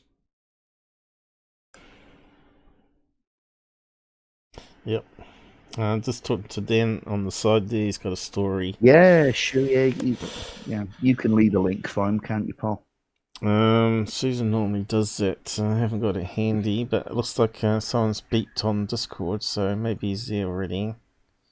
Okay. Let me just check.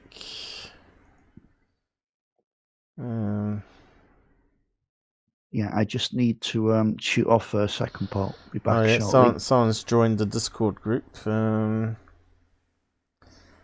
Where's the name? Dan. Yes, he's already made it there, so good to see you there. Susan normally there modding it, and if not, I am. But at the moment, we're on a live stream, so we're not really trying to do too much here at the moment. For the CPU, would be peaking like crazy. Seems to have got more hungry with updates recently, so it's been a battle trying to keep the CPU below 100, else you get the crackle on the audio and video corruption. So we'll talk to you on Discord after the show maybe, and during the week. And some other guy posted a story as well about a alien visitation last night before bed. I can't remember what his name was now, and I can't bring it up at this stage, I don't think, to recheck what he said. So I told him also to join the Discord group, and we can arrange him to come on and talk, but I don't think he has joined the group. Some people don't like to come on and talk on voice, unfortunately. They like to talk about it in side chats and comments on videos. Oh, right. Have we not... we haven't lost our ads on this one yet. Normally you lose it when we talk about alien encounters for some reason. Don't speak too soon. Yeah, let me just refresh the page and recheck. Okay, well, just don't go displaying those naked aliens again like you did last week. Yeah, actually, we haven't actually lost ads on it yet, so that's quite amazing. Even though they have no genitalia. Right, we'll probably lose it after you saying that now. Oh, come on. Oh, we made it up to double figures. Yeah, apparently they wouldn't give us full ads Get on with because we had... we'll be down to one. Yeah, unfortunately, last time we did show some naked aliens and we did lose ads on it. So it doesn't... Anyway, that's Google for you. Advertisers don't like naked aliens. Lagoon. Original Tully saucer nest. Image courtesy Paul Jackson, Tofoic. Unable to keep this experience to himself, by about mid-afternoon George Pedley had told a friend, and also Albert Panisi, the property owner. He led them both to the spot where the extraordinary evidence lay. Both were astounded. Neither had ever seen anything like this before, despite being experienced bushmen. Panisi knew his lagoon, and a circular effect like this was totally unprecedented in his experience. Panisi and Pedley waded out to the floating mass and found that it was possible to swim from either side under the mass. The water was clear of any obstructions, and the lagoon floor beneath it was smooth and clear of any roots. Pedley and Panisi were most struck by a particular feature of the surface of the floating reed bed, what seemed to be a clear print or impression of the UFO.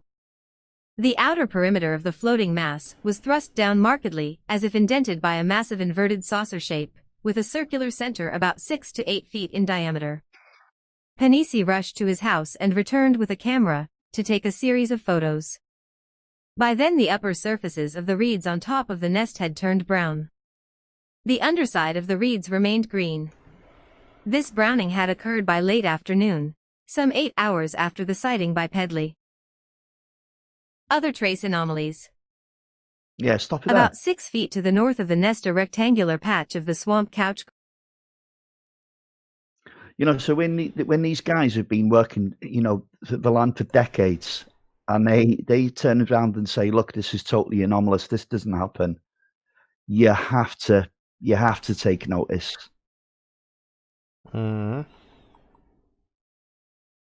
It's okay. Some like city guys saying, "Oh, well, he could have done this or that could have happened." Blah blah blah. Some Mick West out there, living in the middle of London, never worked on land in his life, saying, "Oh, well, this could have happened and that could have happened." Well, no, I'd rather listen to somebody who lives out there, who knows the conditions, who knows the seasons and their effect. That's who I'm listening to.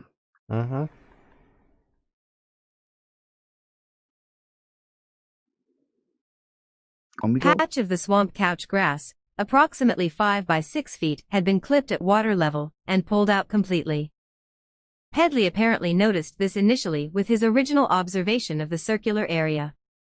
A further interesting anomaly was found by Christine Roundland, whose husband helped Pedley with crop fertilizing. She came across some ground markings that resembled curious tracks in loose plowed soil of an adjoining paddock between Pedley's banana palms. They led from the direction of the lagoon area and extended a short distance into the plowed field. They were shaped like a teardrop, pointed on one end and rounded at the other. Each were about 3 to 4 inches in length and about 2 inches across at their widest point. They were spaced out at about 12-inch intervals and in a straight line. Subsequent underwater checks indicated 3 large holes in the muddy floor of the lagoon beneath the Pedley nest. Tripod. Whether these were there at the time of the sighting could not be absolutely proven, but to some they suggested the possibility of tripod landing indentations. Pedley also reported later that he noticed the presence of a sulfur smell in the area around the nest just after the UFO had departed. Yeah. The nest milieu develops. While only the nest associated with George Pedley's sighting had an explicit connection with the UFO close encounter. Yeah, sulfur. Another thing that's reported is ozone. Would they smell similar? But No. don't go into it now. I'm just pointing it out. No, ozone, I didn't think so. Ozone, it's a strange smell. I've got an ionizer in the room here. Well, I used to have one that used to make ozone only, and yeah, you're not to breathe it in because it's not good for your lungs. It damages cells. Because of the free radical, the missing electron. But sort of bonds with other atoms in your lungs. But how do we describe it? Sort of smells almost chemical, almost like electrical smell. But lightning. Lightning. When you have lightning, it has that sort of crisp, electric type, buzzing type smell. It's just it's a bit hard to explain it, really. But sulfur, we know what it smells like. It smells like a stinky old fart, really. A farty smell. But when we heard about the sulfur smell, we've heard it on a few cases. Yeah, we've heard it on a few cases. The Bender case was the first one, wasn't it? the sulfur smell of the aliens coming, or the demons. Yeah. But they seem to be the two most common smells, with close encounters: sulfur and ozone. But I noticed Come up time and time again. the cars that went from lead petrol to the normal 91 octane now has a catalytic in the engine that causes the sulfur smell as well. Where's Gwyn when you need him? I wonder if he's still listening. Maybe he can help us with that one. Yeah, something to do with the conversion of the 91 octane through some sort of filter in the car creates some sulfur smell byproduct. So it makes you wonder. Okay. They didn't have it back in those days though. 1966. We're talking about when did they first convert from lead to... I got you. Okay, got you. They converted to lead because lead was like a lubricant for engine parts, wasn't it? That's why they put lead in the petrol. But then they converted modified the engines to they could work on 91. Didn't work very well on lead engines. The engines that needed lead, you had to add an additive to try and help the lead engines cope with it. Because they eventually stopped selling it in New Zealand. And we had a Volvo, old Volvo from the 1970s. And it would go clickety-click, make a clickety-click sound. But it makes you wonder if UFOs were using... Some of the UFOs back then were using the sort of petrol component that creates the sulfur. Could they be from... That's a leap. Yeah, it is a leap. Don't maybe they had some kind of engine of any type. Yeah. Well, they talked about a buzzing sound, didn't they? Whistling sound it was, wasn't it? Yeah, so I don't know. It's kind of interesting. Could it be like they're from the future and they're using some sort of 91 octane petrol in their vehicles? Who knows? But anyway, people often report it sound like an overloaded transformer, don't they? But in the first case that we were listening to earlier, the Higdon Alien Ordeal, he heard a whistling sound. So I don't know.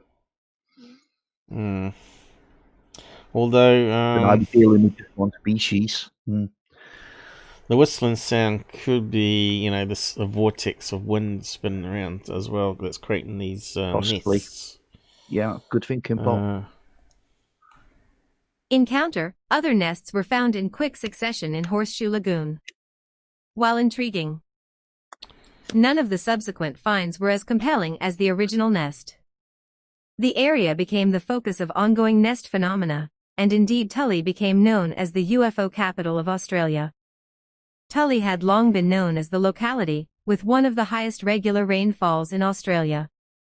The period of Pedley's encounter fell within the wet season, namely January to February. Usually this takes the form of heavy to drizzling rain. Hence it is easy to see why weather phenomena was deemed a possible explanation. However, the facts do not lend themselves to this convenient answer. Strong winds during this wet season usually occur when cyclones are present. Pedley's encounter occurred during calm fine weather. The prevailing weather for the area in the 24 hours preceding the incident were not conducive for the formation of local windstorms. Locals are familiar with wind damage, even those involving small-scale vortices. These usually feature rougher and messy grass coverage disturbance and evidence of debris and trails in the immediate locality. None of this was evident. When the news of George Pedley's encounter and the nest started to spread, coverage through the media proliferated. It was front-page news. All sorts of theories abounded for the nest. Helicopters, nesting birds, big bird, crocodiles, dogs, secret military devices, spaceships, reed-eating grubs, willy-willy and whirlwinds were amongst the many ideas trotted out. There was some confusion with regard to the direction of the nest spiral, which persisted in various accounts over the years. The Pedley nest had a clockwise swirl.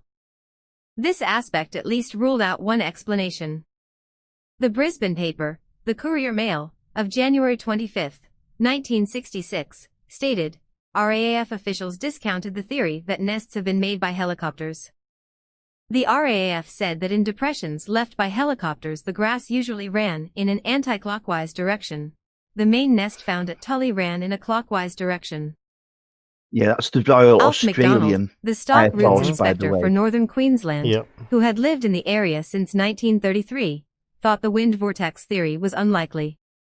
He said that the district had not had a strong whirlwind, and indicated that they left a path anyway.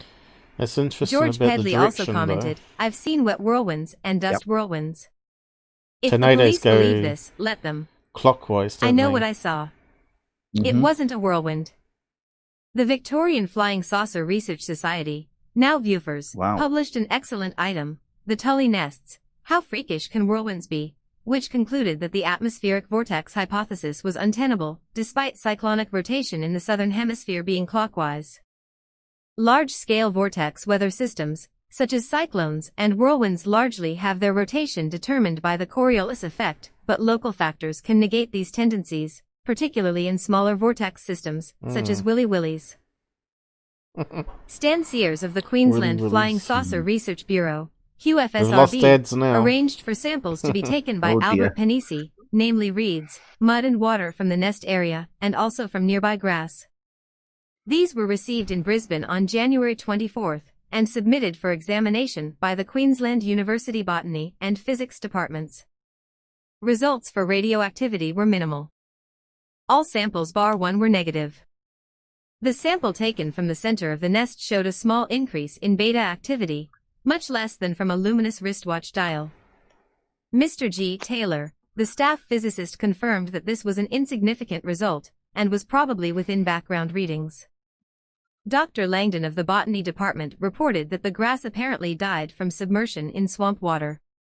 No evidence for parasitic infestation or burning was found. The submersion theory was not supported by the facts or local tests conducted by Albert Panisi at the suggestion of QFSRB. It seemed the reeds in the nest had turned brown in about 8 hours. Reeds that were uprooted and submerged in swamp water turned brown after about 3 days. Aerial and ground searches of the area were conducted in the wake of the Pedley find. Another 2 nests were found on January 20 by local farmer Tom Warren and school teacher Hank Penning, only 25 yards from the original nest. They were a few feet apart and only about a third of the diameter of the original. The reeds were Stop it after flattened, this, one Paul. clockwise and the other counterclockwise. This find led to extensive searches. A week after the original find, cane farmer Lou Lardy and his nephew, Van Clawfake, discovered another 2 nests, both apparently much older than the Pedley find. One was about 12 feet in diameter, and the other was 8 feet, with distinct signs of burning in a circular patch of reeds in its center. A few days later, another identical new nest with an apparent scorched center was found among the earlier nests. The last 3 nests all had their reeds flattened in anti-clockwise fashion. The trace. Okay, so again, anti-clockwise, not clockwise. So, yeah, I know. It's not just that. They pulled the reeds out of the bed of a lagoon. You know, that's one hell of a vacuum cleaner, that, isn't it? Mm. And how often have UFOs been seen over water, apparently sucking it up? I just wonder, was the lagoon drained to a point? Was the level of water lower than originally before? I'm pretty sure UFOs need water like we do.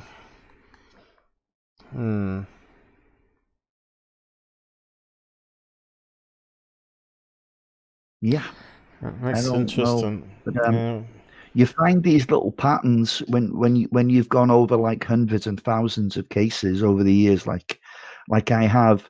You find these little patterns, and I don't know. It gives us some indication as to what's going on, but we're still playing this crazy guessing game. So a tornado in northern hemisphere usually spins counterclockwise. Yeah, well, there's that difference between the northern and southern hemisphere as well, which is important to remember. Yeah. But rare occasions it can twist clockwise and is called a anti-cyclic tornado. So it doesn't discount it being natural in that case. If that's a rare occasion, it does change. So we had to look at that one.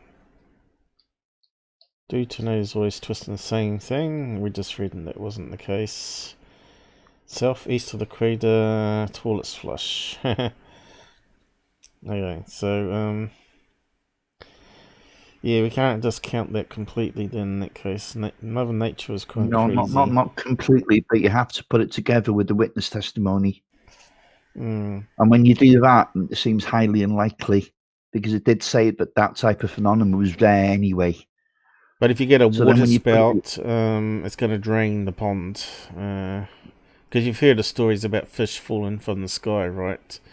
Yes. And especially in England, and toads as well was one of them. Yep.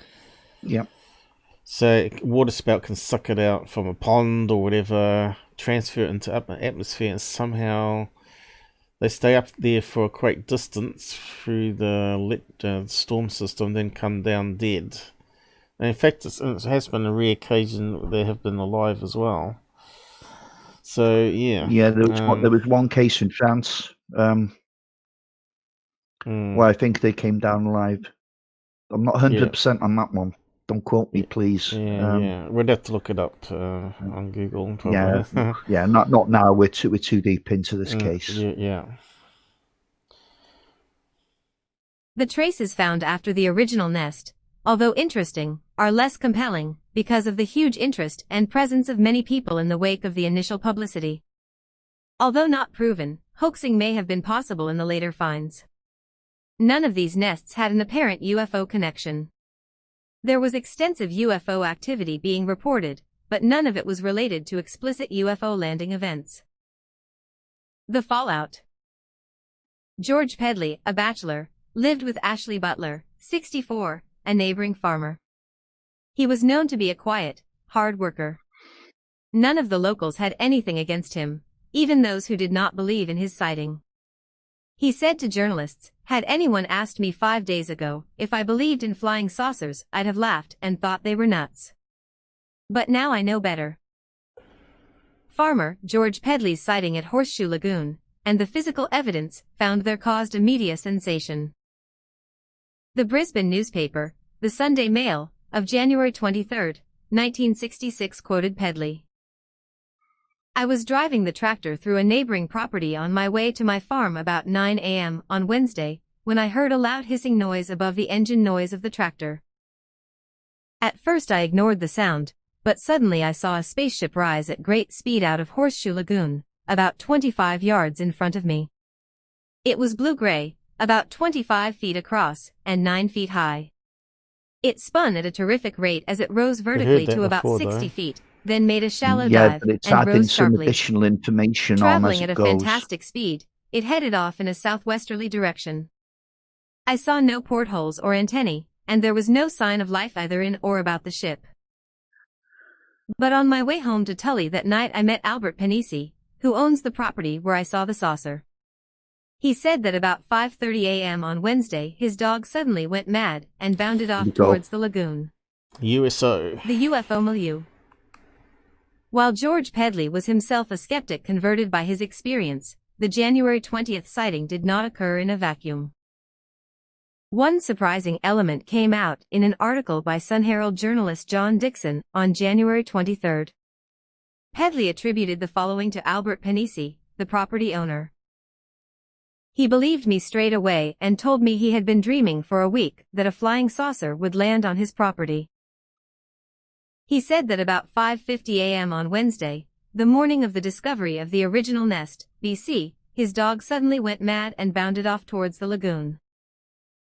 Panisi elaborated on these dreams in an interview with the Sydney newspaper The Sun on January 24, 1966. There's another He pattern was for quoted you. by journalist Ben Davey. Animal response. "I get them almost every night. And they were beginning to worry me. I couldn't understand them. It was always the same. This thing like a giant dish would come out of nowhere and land nearby. And I would watch it in my dream, and get real afraid before it went away. Then on Wednesday morning about 5 o'clock my dog suddenly seemed to go out of its mind. It was howling like a mad thing, and raced off towards the lagoon. While Panisi did not clarify this strange element to the Tully UFO saga, there were suggestions of paranormal happenings. Much of this information was anecdotal and unconfirmed. More than a decade later, according to information I received, at nearby Murray Upper, a similar situation apparently unfolded. A young woman was woken up by her father, apparently because he thought the house was on fire. There was a huge orange glow outside. They tried to wake up other family members without success. There's the orange UFO Fear again. started to overcome them, and they ran down the hallway of the house away from the light. Yeah.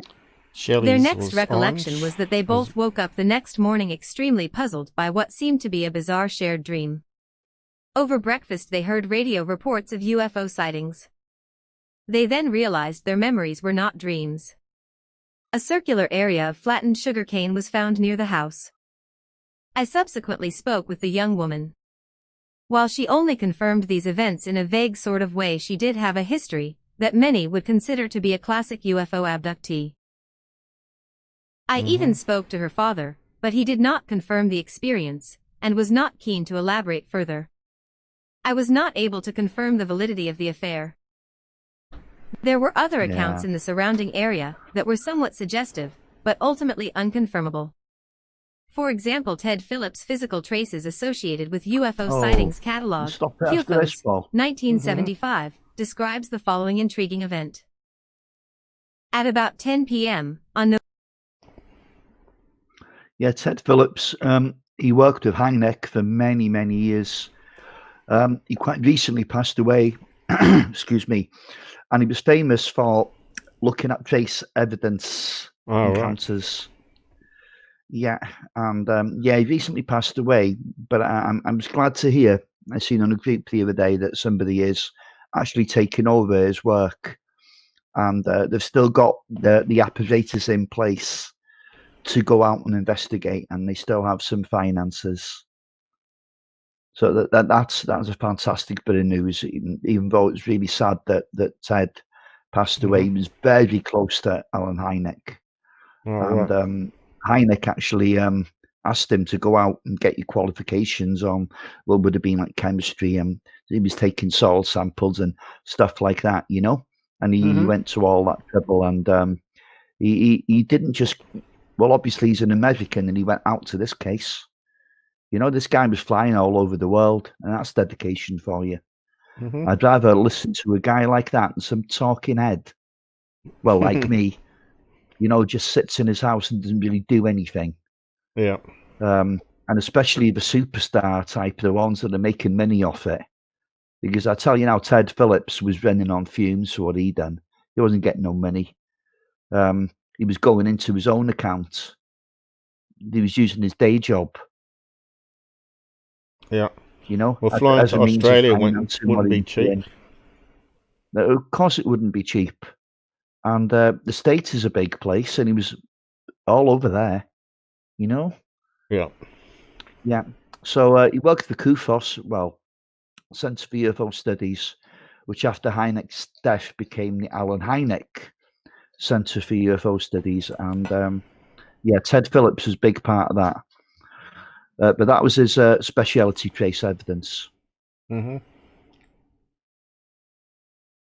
transformer ozone.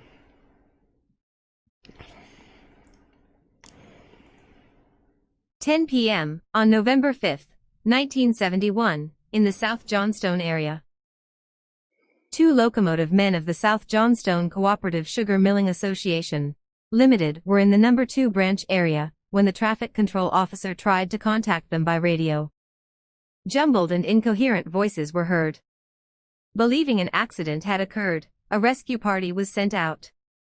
One of the group observed a dazzling and powerful light in the area where burnt cane scarred by great heat was found.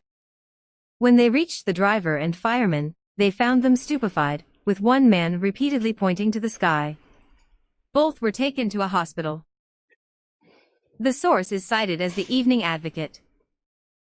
The UFO Investigation Center, UFOic files of the early 70s reveal a possible partial confirmation of the story. A correspondent referred to what was apparently this incident.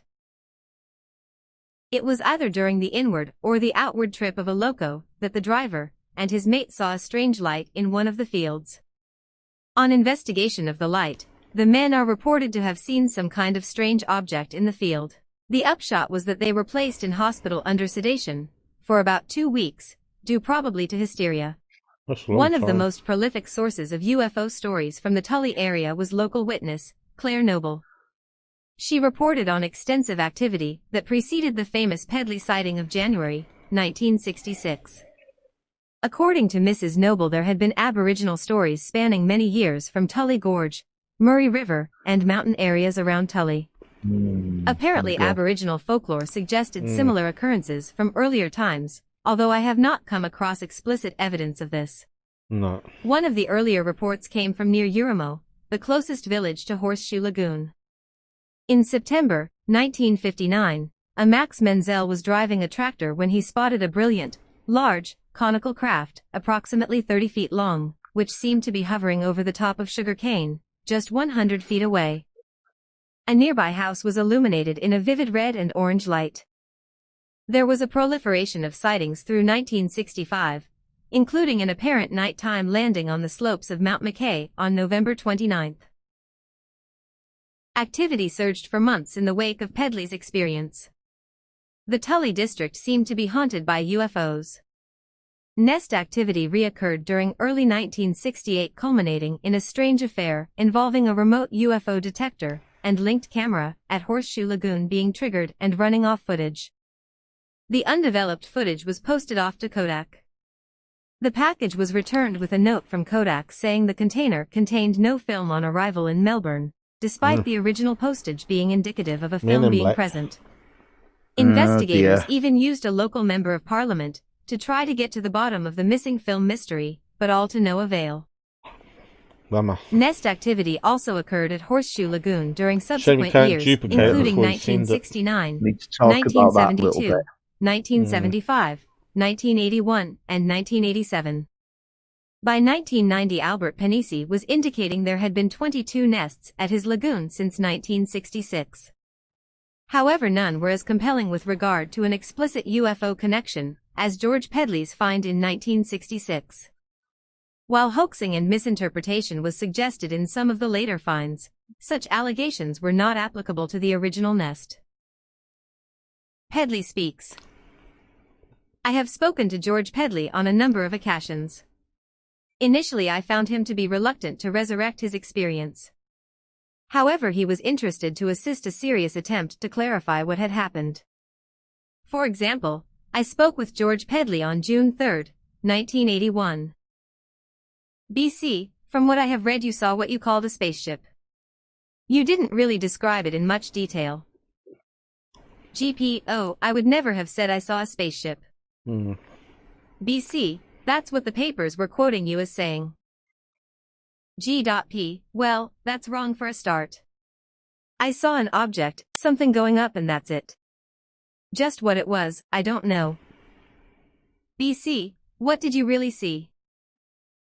GP, well, I just saw this thing in the sky, and it took off. It was about 25 feet when I saw it. 25 to 30 feet in the air, when I saw it. BC, it was in the air when you saw it? GP, oh yes, I didn't see it in the lagoon as they say. That's wrong. The marks were in the lagoon, and it just took off from there in the air. It went up another 25 feet, and it just flew straight out. So you didn't see it come out the pond? B.C. So you saw it rise up from a position of about 20 feet when you first saw it? Directly over GP, it. that's right. BC, and the position where you first saw it, was that in the same spot where the nests were found? GP, you mean the object? BC, yes, where you saw the object rise up. You say you saw it originally from 20 feet in the air, roughly about 20 feet in the air. GP, yeah. BC, where the nests were subsequently found, was that directly beneath that position or? GP, that's correct. BC, Shame we haven't what got the sort of interview size would you have tape. put on it? GP, size? Oh, the size was pretty right. I'd say 29 to 30 feet, something like that. BC, did you get the impression of an object, or was it sort of a solid-looking thing or gaseous? GP, well, I thought it was a solid thing, at the time. I didn't see any portholes, or anything like that, antennas or anything like that. They could have been there, I'm not saying they weren't there. BC, what sort of shape would you have put on it? GP, something similar to like two saucers, you know, face to face. BC, Yeah, two what sort of inverted color? saucers comes up a lot. GP, it Yeah, seemed a he's talking silvery about gray, a saucers blue for gray, cups. like that. Yep. GP, with regard to the media assertions that he saw the object rise up out of the lagoon, I think there was a little bit of misunderstanding there. I would say it was their fault. Anyway, I'd never say that. BC, so how long in sight was it for? GP, we worked it out to say 30 seconds. The RAF files. The RAAF files describe Royal the famous Tully Australian Air incident in the Force. following manner. Mm-hmm. At about 9 o'clock a.m. on January 19, 1966, Mr. G.A. Pedley, a banana Yeah, we grower don't of need Tully, to go over that QLD, again, Paul. observed a light gray non-reflecting dull object, reported to be about All right. 25 feet long and 8 Hang on. feet deep, rise vertically then climb on an angle of 4. Yep. Yeah, So, I can't see now. I know there's some additional information at the bottom of this page. Not quite sure where it is.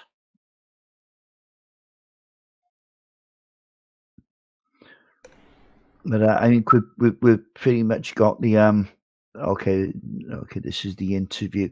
Okay, that's his interview with the Royal Australian Air Force, isn't it? Which he's just repeating over again what we've already heard. Yep. Okay, if you go down, Paul, to the Willow Grove tornado-like meteorological manifestation, if you go down to there and copy and paste from there. Mm-hmm. How far down? Hold on, let me see. I'm on two different pages at once here. You know what? Just scroll down after where we left off. Yeah, it's talking about samples here, taken from around them. Did we talk about the samples?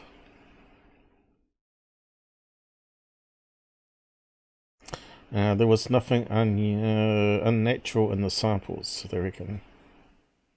Mm-hmm.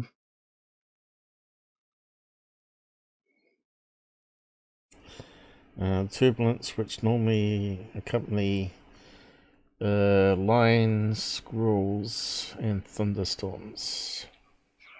They do have a lot of storms up that way. I used to live in Queensland back in 2000. Okay, so what are we doing there then?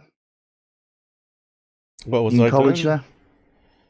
No, I was doing You in college there? computer. I was computer contract on $40 an hour. Oh, Working okay. with the Queensland RAL, of all places, on their help desk. Yes, it was quite nice living there. So where do we want to go down to? That's the point. That's the point, Paul. That from the Willow Grove there. Okay. Yeah. Yeah, some interesting additional stuff here. Might as well look at the case in depth, yes. And we haven't got too far to go, as you see. The Willow Grove. Tornado-like meteorological manifestation. At 7 a.m., February 15, 1963, Charles Brew bore witness to a classic close encounter. With his 20-year-old son, Trevor, Brew was at work in the milking shed on their farm, Willow Grove, near Mo, Victoria. It was light, but rain clouds lay overhead. Charles Brew was standing in an open area, with a full view of the eastern sky. It was from that direction that he saw a strange object appear and descend very slowly towards the milk shed. The object's approach was coincident with the cattle and a pony reacting violently. The two farm dogs fled. A local newspaper even reported that the cows turned somersaults, a suggestion the Brews denied. The UFO descended to an apparent height of between 75 and like 100 feet, hovering that. over a large stringy bark tree. It was about 25 feet in diameter and 9 to 10 feet high. The top section appeared to be a transparent dome of a glass-like material, from which protruded a 5 to 6 foot high mast or aerial. The aerial appeared to be as thick as a broom and resembled bright chrome. The top portion of the disc itself was battleship gray in color and appeared to be of a metallic luster. The base or underside section glowed with a pale blue color and had scoop-like protuberances about 12 to 18 inches apart around the outside edge.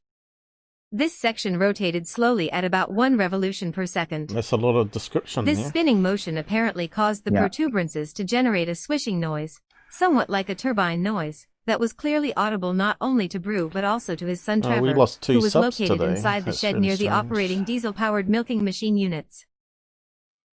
Charles Brew described how he felt his eyes were drawn towards the object as though beams of magnetic current were between it and him.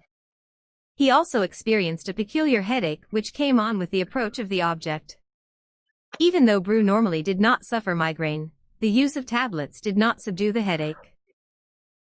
After hovering for a few seconds, the object began to climb at roughly a 45-degree angle, continuing on its westward course and passing up into the cloud deck again. Trevor did not see the UFO, but confirmed the unusual sound, like a didgeridoo or bull roarer, aboriginal artifacts which can produce a pulsating wind-rushing noise. FLT Lieutenant N. Hudson and SQD, LDR, AF Javes of the RAF interviewed Charles Brew on site on March 4, 1963. While impressed with his credibility, the weather at the time of the sighting, heavy continuous rain with very low cloud and poor visibility, and with a fresh wind in an easterly direction, caused them to focus on weather-related explanations. Their report describes the basis of their somewhat extraordinary explanation for the incident. On March 6, Dr. Burson and Mr. Clark, of the CSIRO, Commonwealth Scientific and Industrial Research Organization, Meteorological Physics Division, were interviewed to see if clouds give this type of phenomenon. They agreed that a tornado condition could give this effect. The direction of rotation of Brew's report of the object was consistent with known facts for the Southern Hemisphere.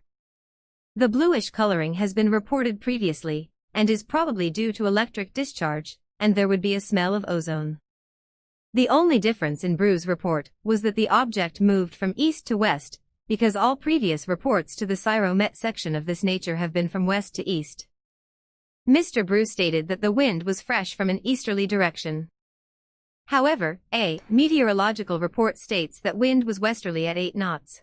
The report notes that the Met report was from a Yallourn observer, which is about 20 kilometers away, therefore local variations in the weather would not have been unusual.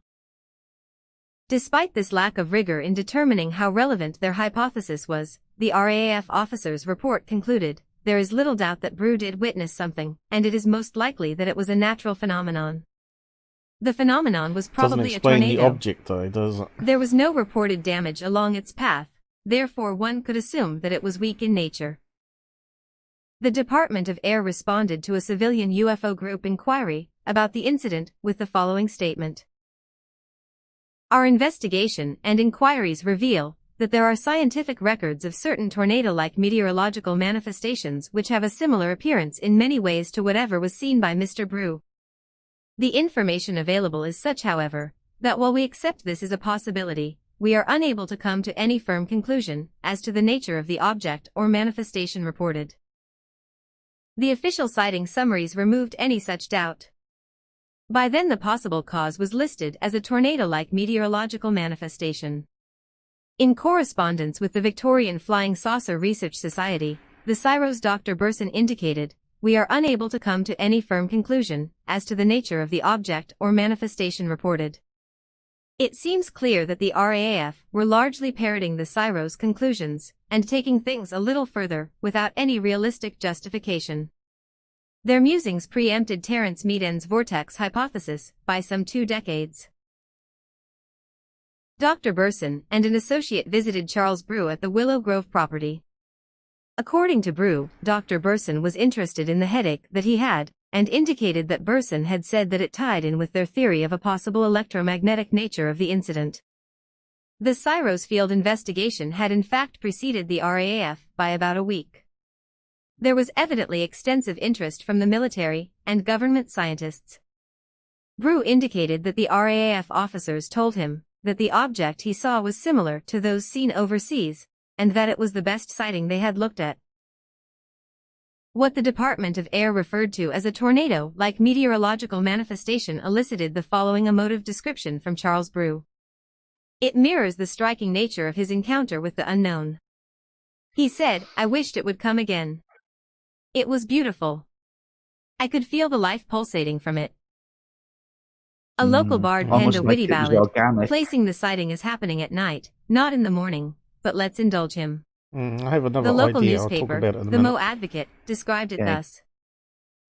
The following heretical ballad has been submitted by a Mo resident who asks us to preserve his anonymity, as he is strongly against capital punishment.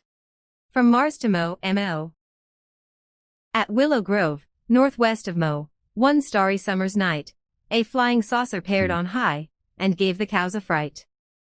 Don't scoff or scorn at Willow Grove, or throw jokes at its face, for Willow Grove's not far from Mo, and Mo's the queerest place. For we who've lived here long enough, are not surprised one bit, that men from Mars should visit us, and give the cows a fit. Perhaps these saucer jokers, wandering lost amongst the stars, thought Mo's like nothing else on Earth, and reckoned it was Mars. With the help of VFSRS, Dr. James MacDonald visited Charles Brew during his 1967 Yay. Australian MacDonald trip on the and case. interviewed him at the site of the 1963 incident. MacDonald concluded, like that of many other UFO witnesses, it is extremely difficult to explain in present-day scientific or technological terminology. Despite the extraordinary nature of the Willow Grove incident, and the high level of official interest in it, the sighting was listed in a subsequently released summary of unidentified aerial sightings reported to Department of Air, Canberra, ACT, from 1960 as having a possible cause of tornado-like meteorological manifestation. The Vaucluse Beach tornado. Between showers that's a and high separate winds, event again Dennis now. Crow, a former technical artist with English You wanna stop aircraft it? companies, was walking Yeah. along Vaucluse Beach, one of Yeah. Okay, so what did you want to say there previously? All this vortex talk reminds me of Victor Scheisberger's research of the ghost rocket phenomenon. He had Okay. he had a flying saucer that spun upwards. They said in his experiments using the vortex, which I think it spun anti-clockwise, if I remember right. And basically, it used steam, used energy to convert into steam, and created a tornado effect, which basically sucked it upwards into the atmosphere, which the Nazis were interested in. Whoops, I've lost ads now. I know. Well, Yeah, we got all these banned words. I talked about it yesterday in my live stream. But anyway, I'm surprised you never lost ads in the first 10 words that you used, to be honest. But anyway, well, I just there we checked it 10 minutes ago and we still had ads running on it. So eventually it go. hasn't Yeah, been even though you triggered. talked about that swollen part of your anatomy. Yeah, so yeah, I have got an episode on Victor's research, and I thought it was very interesting. Some of his designs for submarines look very much like a ghost rocket. So I got my site here somewhere. Yeah. Oh no, is that the one? Yep. I'll just get the link to the episode. but I'm pretty sure his one went anti-clockwise, similar to this description here. So could the object been someone researching his stuff? Or could it be a ghost rocket? I have to be honest at this stage. I think what the witnesses are describing and the effects that are left out, I think that's fairly hard to try and fit them in with any kind of man-made technology, in my opinion, in the 60s. Well, this was back in Because 1940. there's no harm to explore these things. Yeah, 1946 to 48. But yeah, it's good to go and have a watch of my episode though. It's not like a live stream, it's actually like a documentary. Okay. So, it's the Scandinavian ghost rocket you're talking about now, aren't you? Yeah, he was a master. They go. called him the master of water. He was able to move heavy logs down an inch of water on a stream, of all things, which should be impossible. But he worked out that if you could build the stream in a certain way, that created frothy extra air bubbles in it, which would create extra lift for the wood. So he sort of observed nature and decided to harness the energy of nature in these vortexes to create a like we often talk about the sonic boom effect, right? His ones didn't create the sonic boom because he used a vortex which creates a hole where it's sort of sucked up into the hole, so it can move at hypersonic speeds without creating a sonic boom. But I think the problem they had was the endless power source to create the steam and the spinning.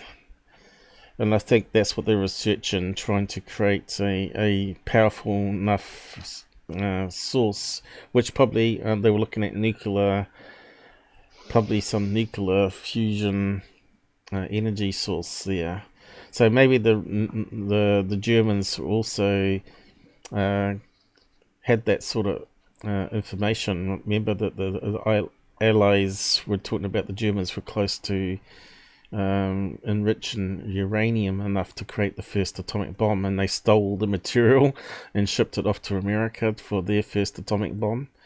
You've probably heard about those stories, wartime stories. Sure. Yeah, so it's quite fascinating. So could the military be interested in this? Maybe. They may realise that someone was carrying on the research, and that UFO may have come all the way from Norway and landed in Australia and then took off again. Because it may be... remember, most of them had to land into lakes, and of course water is the fuel for Victor Schroberg's UFO sources, where it needs to create the steam, so it needs to refill. Do you know what though, Paul? It's nice to have a go and try and fit it into some kind of a box that you're comfortable with, but sometimes I think the best thing to do is just use Occam's razor and say, look, it's alien. Yeah, the thing though with this particular case though, we haven't heard of any mention of aliens on this one. No. Or we didn't hear any windows. No, or creatures. nobody's seen an alien. Yes, there was a whistling sound. Which is very similar to Victor Schroberg's UFOs. But anyway, go and have a watch of my episode and you'll see what I mean. So, was there anything else you wanted to say? No, but we need to finish off on this case because we've got Operation Mainbrace to go, and that's a good case. And it's and we're already up. We've got 20 minutes to. We're going to be over time this time, by the looks of it. We're going to be a bit over time, 2 hours and 40 minutes we're coming up to. Beach, one of Sydney's beach suburbs, at about 5:30 p.m. on July 19, 1965. He became aware of a glow coming from what appeared to be a huge disc-shaped object resting on leg-like structures. The object's diameter was estimated at some 20 feet. It had a glowing, greenish-blue rim, while the top and bottom halves were dull silver-gray in appearance. Crow thought a hollow in the top could have been a glass dome. He could not make out any sign of movement in the object. When he approached the object to within 50 to 60 feet, it suddenly lifted off the ground. A noise, like air being forcibly released from a balloon, was noticed. The UFO climbed rapidly, and within 10 seconds had disappeared into clouds. There were no other witnesses to the encounter save a dozen or so dogs. While the object was stationary, they were all barking loudly at it. After it took off, they were all strangely silent. A geologist made independent calculations at the landing site, which confirmed definite traces of an unusual object having rested there. He stated that the vegetation there was dying, and would remain dead for a number of years. The Royal Australian Air Force, RAAF, put forward a possible explanation for this extraordinary incident. They suggested it was a tornado. The Vaucluse tornado was another remarkable example of an unlikely explanation put forward by the RAAF, that perhaps anticipated meteorologist Terence Meaden's plasma vortex hypothesis and his extreme applications of it to English crop circles of the 80s and 90s, and significant UFO physical trace events. The Tully Willy Willy. The only other significant official statement on the Tully sighting I found in the RAAF files was included in a letter by Mr. G.J. Odgers, Director of Public Relations, Department of Defense, Air Office, dated December 17, 1973, directed to Charles Wright, a journalist working on an article for the national newspaper, The Australian. George Odgers' Air Office Public Relations Department had clearly gleaned from the 1966 Duffy files details of an explanation of what George Pedley had seen that the original RAAF officers and department officers back in 1966 had not determined. Although a conclusive determination could not be made, the most probable explanation was that the sighting was of a willy-willy, or circular wind phenomenon which flattened the reeds and sucked up debris to a height of about 30 feet. Thus forming what appeared to be a flying saucer, before moving off and dissipating. Hissing noises are known to be associated with willy-willies, and the theory is also substantiated by the clockwise configuration of the depression. Mr. Odgers further added, more generally, all too often unusual occurrences are reported in sensational terms with little or no attempt made at rational assessment.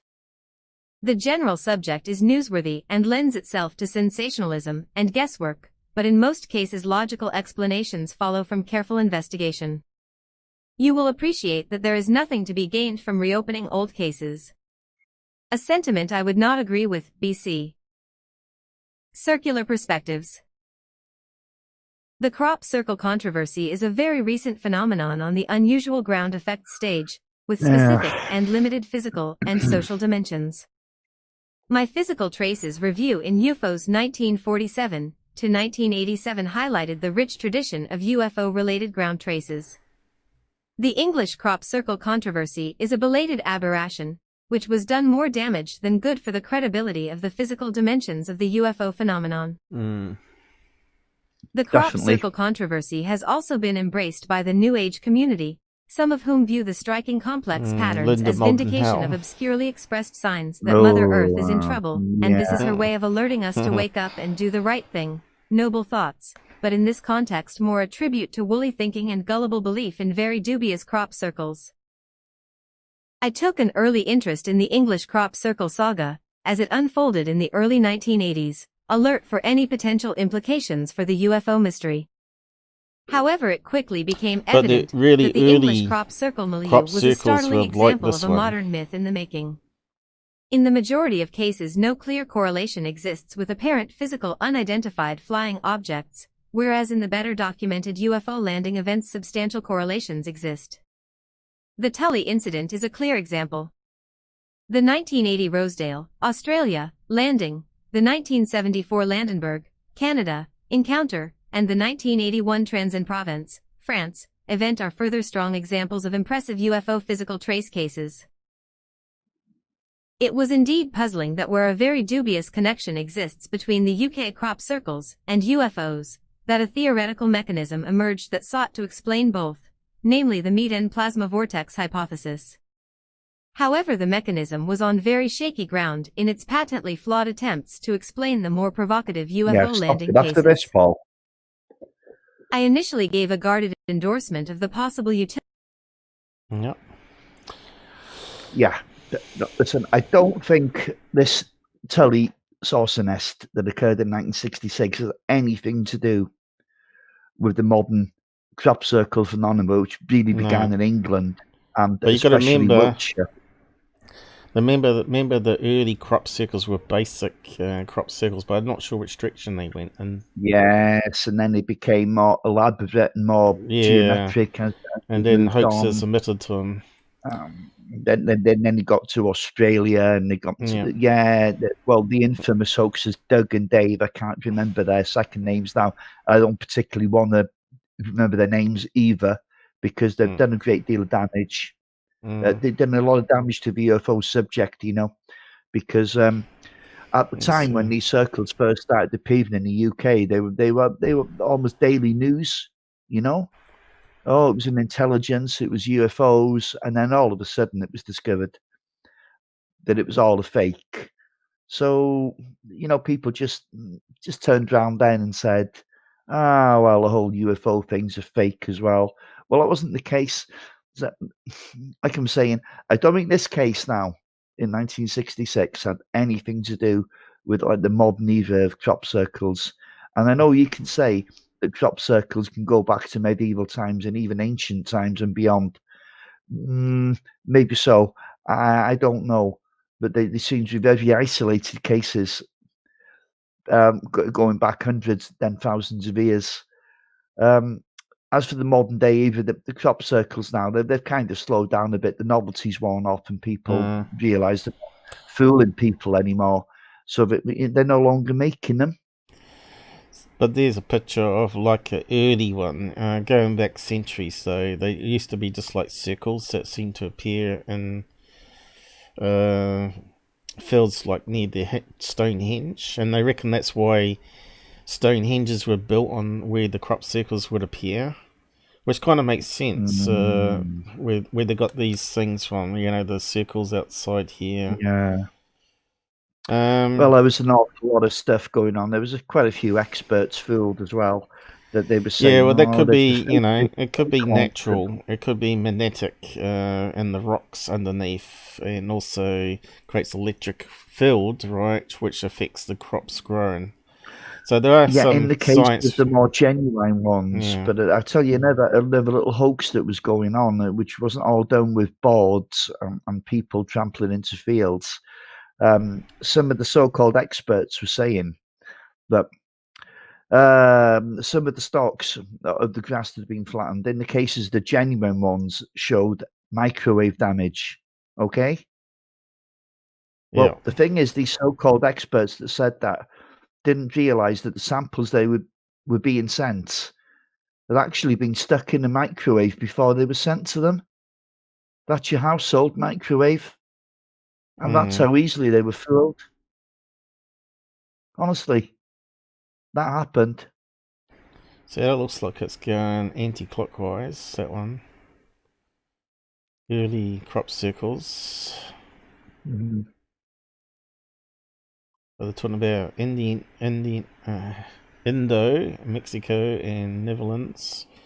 Who else is listed there? Alright, that's about it, I suppose. Yeah.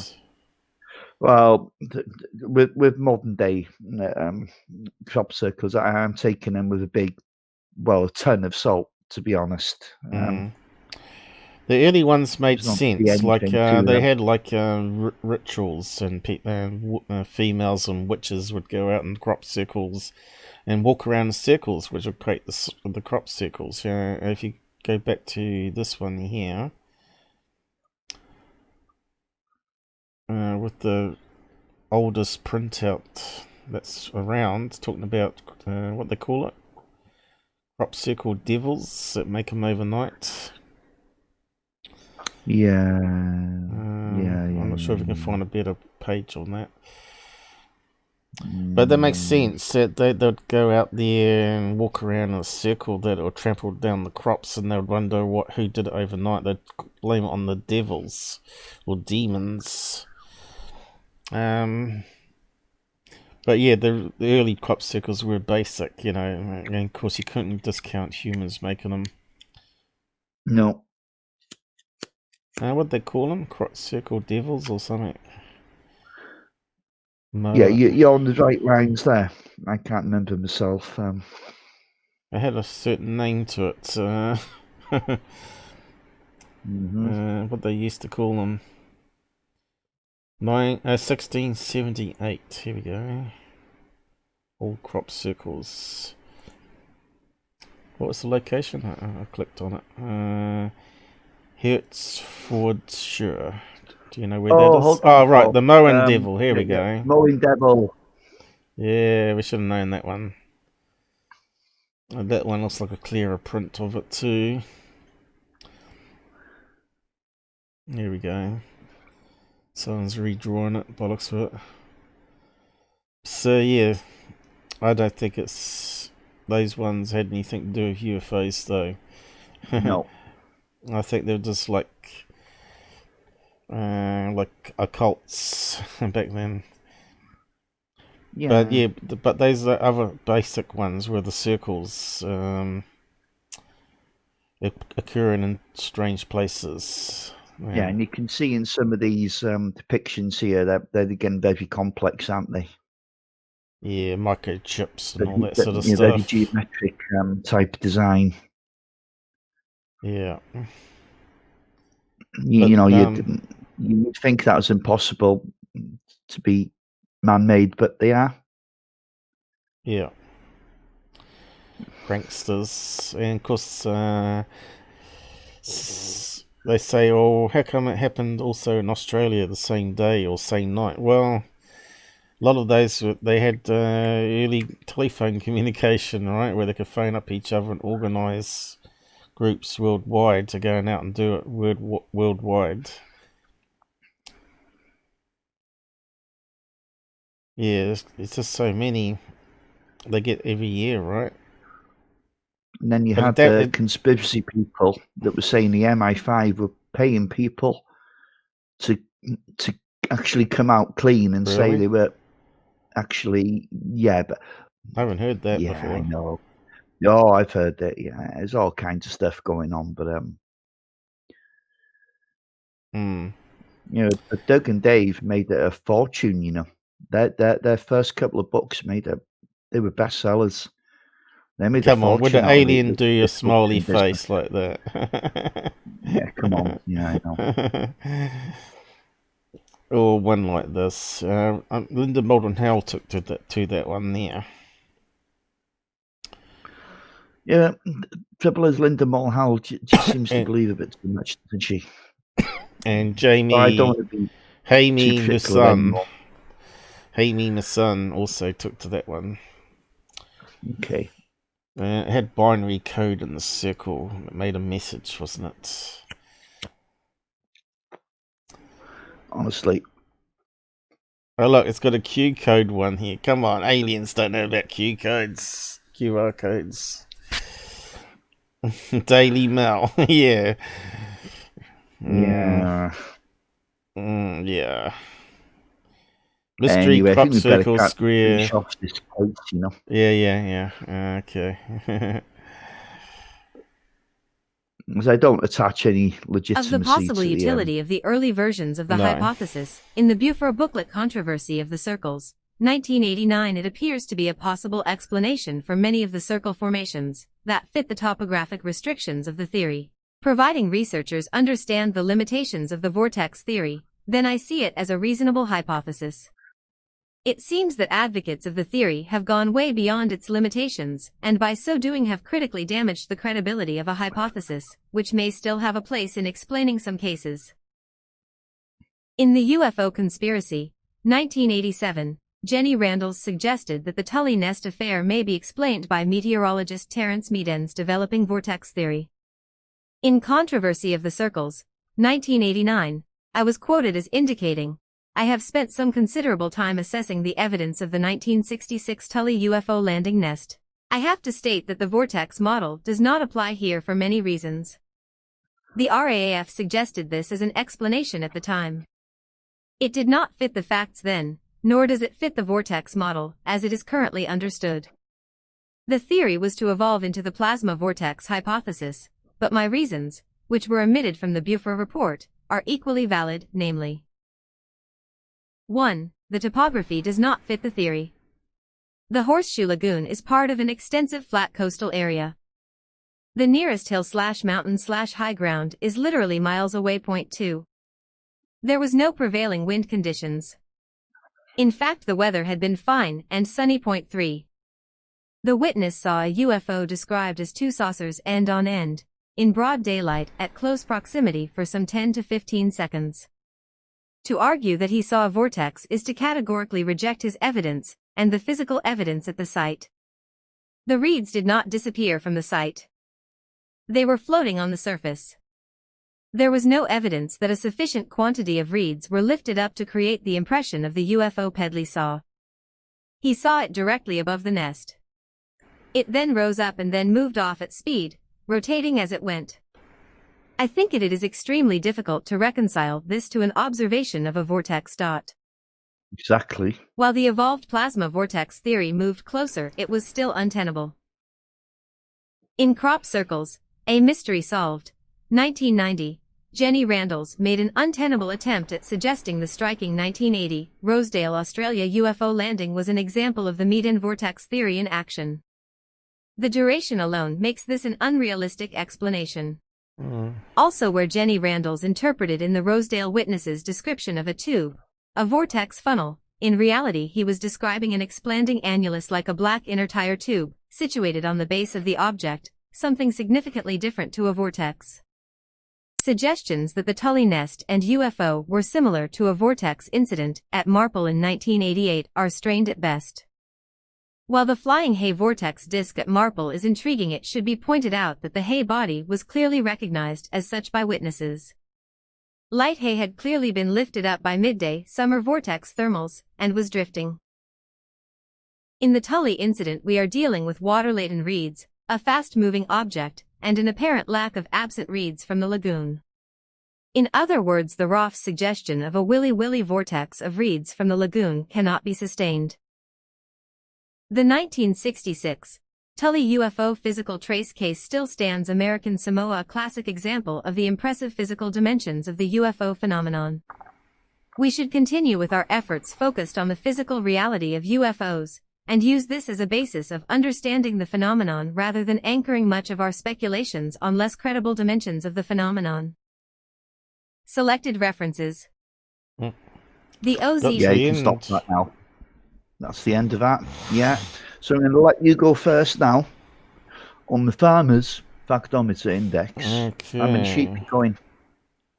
Let's just bring it up first. Well, he saw objects. 1 being mundane, as most things are, and 5 being something exotic, maybe alien. So there was multiple witnesses, wasn't there? Yes, there was. So I'd have to give it a 4, maybe this one. Yeah. I can't discount it being natural or some military experiment that was sort of covered up there.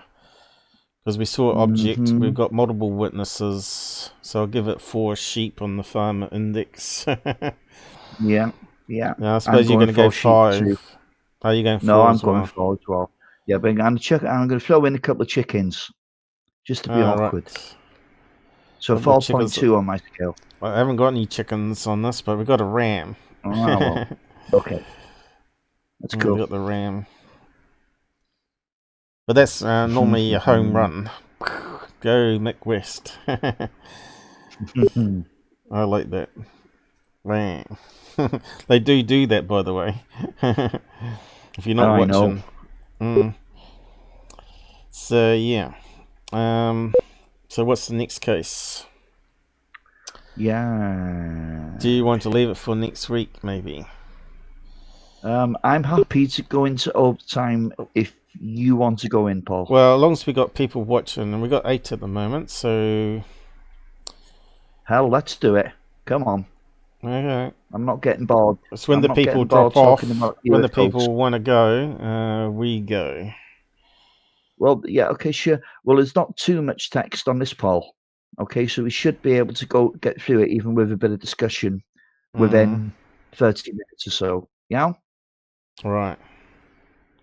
Oh, sorry, yawn is okay in Welsh. Yep.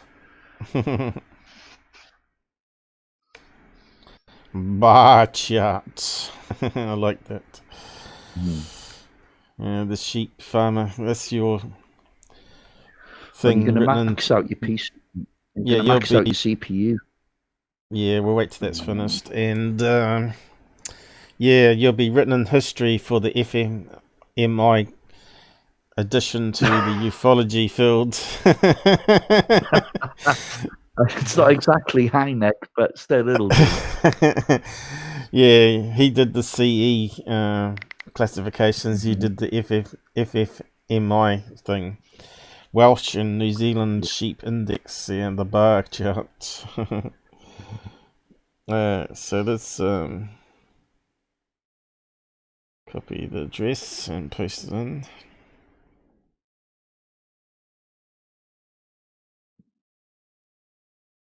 Make sure the CPU is okay. Yep, looks alright. Yeah, there's one hell of an incident, this, and just say this before we look into it now. Reminds me a lot of the Nimitz encounters, you know? Only this happened in 1952. Really? Yeah. Yeah. Very similar radar evidence, witnesses on well, not on the ground, but on the vessels, pilot witnesses. Right. It's got the lot. This really has got the lot. The whole shebang. Uh-huh. And a few chickens thrown in. It sometimes seems that the UFO phenomena is drawn to military activity. And we'll just pause that where the alien dances. Thanks, Ken, for your kind donation. We used to have a song for the telephone here. Thank you very much for your kind donation. Thank you very much. I don't know if you had telephone in Britain and USA that used to sing that, but that New Zealand one was quite good back in the, was it the 70s or 80s now? We got this thing popping up on the screen again. My alien head's slightly in the way. What's that toilet roll next to you there? I saw. Yeah, I've got hay fever this time of year, so it's always handy to blow my nose. Righto, carry on. I can't afford tissues. Activity. For whatever reason, something seems to draw these forces in, and there are countless reports of UFO activity around military installations or events. It has actually become quite the point of discussion among UFO aficionados, and one very prominent example of this is the time a wave of strange UFO phenomena washed over one of the largest military exercises the world has ever seen. In the fall of 1952, one of the largest peacetime military exercises in history was underway in the frigid waters of the North Atlantic in the vicinity of Denmark and Norway. Called Operation Mainbrace, or also Exercise Mainbrace, the massive naval operation was carried out by the Allied Command Atlantic, which is one of the commands of the North Atlantic Treaty Organization, NATO, and was meant to simulate a response to an attack or invasion by the Soviet Union on Europe. The operation was truly epic in scope, involving the navies of 9 countries, the USA, UK, Canada, France, Denmark, Norway, Portugal, the Netherlands and Belgium, and composed of over 200 ships, 1,000 aircraft, and 80,000 personnel. It was the most powerful fleet seen in the North Sea since World War. It was a truly impressive series of military war games, and it would also turn out to be an absolute magnet for UFOs, and indeed one of the most amazing military UFO incidents ever. Take into account it this all is the kicked height off on of the Cold September War 13th, 1952, when crew aboard the Danish destroyer Willemoes saw a glowing... It all kicked off on September 13th, 1952, when crew aboard the Danish destroyer Willemoes saw a glowing blue triangular unidentified object shoot through the night sky at an estimated speed of 900 miles per hour. This would be far from the only strange sight witnessed in the skies above the operation, and reports from other Navy personnel would come in over the coming days. On September 19th, a British meteor jet involved with the operation coming into land at the airfield at Topcliffe, Yorkshire, England, was observed by crew on the ground to be followed by an anomalous silvery circular object that swayed like a pendulum and reportedly stopped when the jet circled around to engage it. The UFO then made a sudden acceleration into the distance, only to do a sharp turn and continue on in a different direction. One of the witnesses, a Lieutenant John W. Kilburn, would say of the incredible incident. Mm-hmm. Is that VDAR on speed or something? No, that's normal. Is that Why? normal? Is that... Seems it's normal going a to bit me. fast. Yeah, it's hard for people to take in the facts when the VDAR's actually going that quickly. No, it's getting normal speed far as I see. Yeah, okay. Okay, no, all right, no problem. Could just be me. Okay. So this is Topcliffe, Yorkshire, where they're talking about. Yeah. A lot of stone hinges there, I thought I saw. Whereabouts are we in UK here? There we go, way up there. So this is where they're talking about. Yeah, it makes sense because the exercise was carried out in the North Sea, wasn't it? So it makes sense that there was stuff coming from like a northerly base. CPU catching up. Thought I saw Stonehenge here. I thought there was a base there, then a military base there, then, but I don't know if it'll be there now, Paul, on Google Maps. I thought I saw it before, but maybe not. They'll sit there.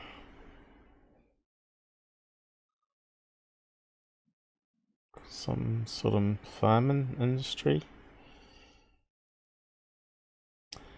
I thought I saw an earth mound as well. Maybe not. It's not about that. It looks more like an industrial estate, what you pulled up there. Yeah, that, but all this is farmland over here. Definitely farmland everywhere. Got to feed the country somehow. So you want us to carry on? Yeah, please. Topcliffe, Yorkshire, England, was observed by crew on the ground to be followed by an anomalous silvery circular object that swayed like a pendulum and reportedly stopped when the jet circled around to engage it. The UFO then made a sudden acceleration into the distance, only to do a sharp turn and continue on in a different direction. One of the witnesses, a Lieutenant John W. Kilburn, would say of the incredible incident. I was standing with 4 personnel of number 269 Squadron watching a meteor fighter gradually descending. The meteor was at approximate 5,000 feet and approaching from the east. Flight Officer Paris suddenly noticed a white object in the sky at a height between 10 and 20,000 feet, some 5 miles astern of the meteor. The object was silver in color and circular in shape. It appeared to be traveling at a much slower speed than the meteor, but on a similar course. It maintained the slow forward speed for a few seconds before commencing to descend, swinging in a pendular motion during descent. Like a falling sycamore leaf. After a few seconds, the object stopped its pendulous motion and its descent and began to rotate about its own axis. It's not unusual, Suddenly it accelerated at an incredible speed towards the west, turning onto a southeasterly heading before disappearing. Sounds almost like a parachute. All this occurred in a matter of 15 to 20 seconds. The movements were not identifiable with anything I have seen in the air, and the rate of acceleration was unbelievable. We were in space back then. On the following day, another high-profile sighting was made, this time by the crew of the U.S. aircraft carrier the USS Franklin D. Roosevelt. The ship was thrown into a state of confusion and alarm when a large silvery sphere was observed, seeming to follow the fleet. On board that day was a journalist by the name of Wallace Litwin, who managed to snap a series of 4-color photographs of the object. At the time he thought it must surely be a weather balloon, but he was soon informed that it was moving way too fast to be a balloon, and also that none of the ships had launched any. The photos were examined by Navy intelligence officers, who deemed the object to not be a balloon, although there was no other explanation offered. Show me. All witnesses also confirmed that it was not a balloon, and it was seen as very disconcerting, as this was well-monitored airspace that had just been violated. Stop it. Litwin would say. Pause it, you mean? Yeah, stop it, pause it, means the same thing. Come on, man. Yeah, look, I don't think you're going to see those pictures, are you? I'm hopeful. If these are taken by military personnel. Yeah. The men in black would have got them. Oh, yeah. I'm afraid we're not privy to stuff like that. And as for it being a capsule, I don't know how it could descend like a falling leaf and then shoot off at tremendous speed if it was a capsule falling out the sky. Well, you know also what I mean? before the space race as well. Well, good God! I think this is before anybody was in space. Was it 1957? Yuri Gagarin got up there. He beat the they beat the Americans to it, didn't they? But so it could be, there was nothing falling out of space then. It could be like something dropped from a blimp or high up altitude, though.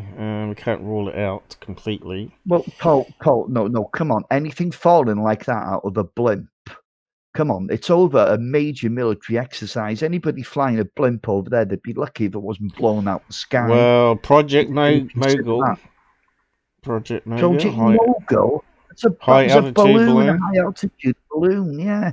So what's it going to drop? It comes down, yeah, in a motion like a leaf falling that then shoots off at tremendous speed.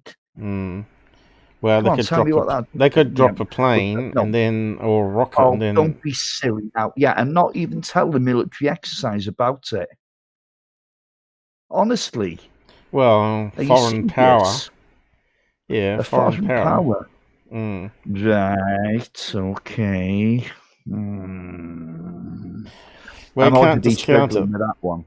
Yeah, we can't discount it. That it was some foreign experiment. But anyway, 52. That was after the war, though. So what would time still be doing? To be honest, to interfere with a military exercise of that scale would have been an act of war in itself. Yeah. That's not something you do. No. Well, I'm just throwing it out there as an argument. Okay, then. Okay, I'm playing the Mick West. I should have a little face mask of Mick West down there. What you're doing is you're playing devil's advocate. Winding me up. Yeah, I like to wind up Welshmen. Anyway, carry on. Okay. Say. In other words, the skies above this NATO fleet were very carefully observed and nothing flew around overhead unobserved. But I knew that I had taken a picture of what looked like a ping-pong ball 10 feet over my head. On that very same day the oddness would continue when 3 Danish Air Force officers at Karup Airfield, Denmark, saw a shiny metal disc-like object move rapidly out towards the fleet at sea. On September 21st another silver sphere seeming to be speeding away from the fleet's position was tracked by a formation of RAF jets.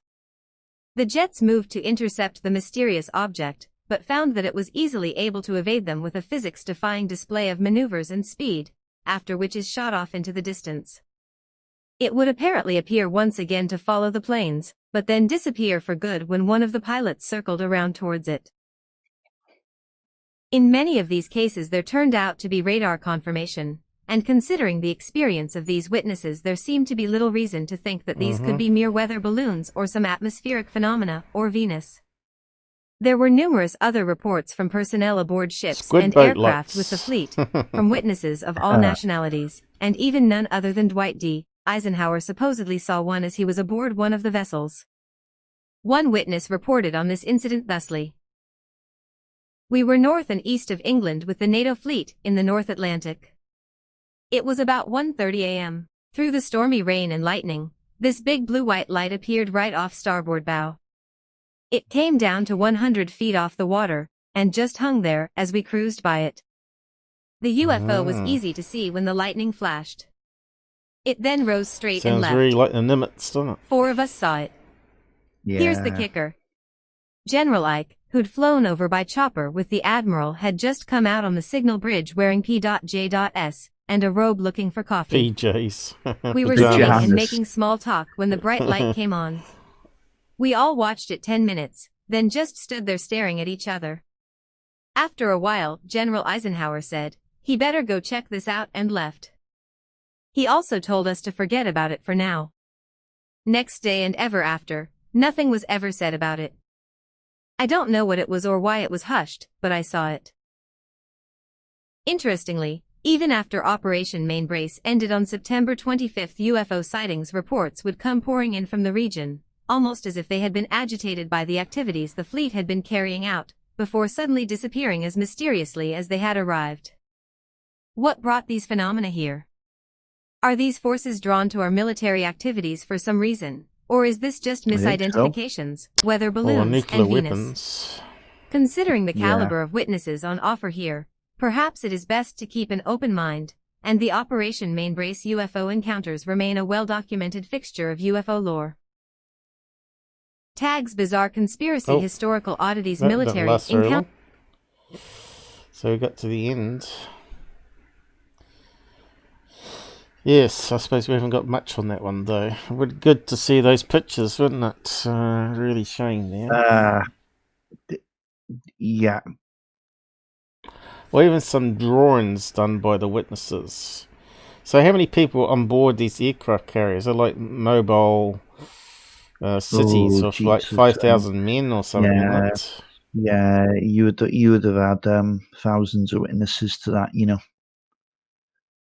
Mm. Yeah, not it would have been thousands of people on board each one.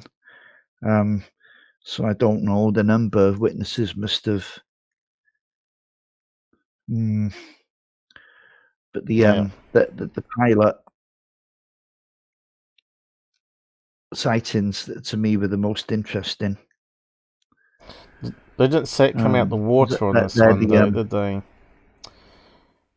Oh yeah, there was a report where it actually came out of the water.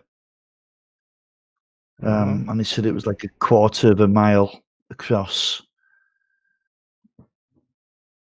Yeah, so let's say that there are a species of humanoids that have been living in the seas of Earth and got higher technology than us.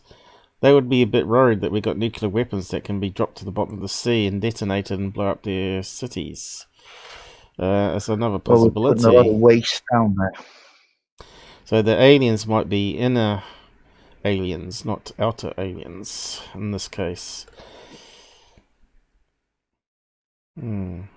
Yeah.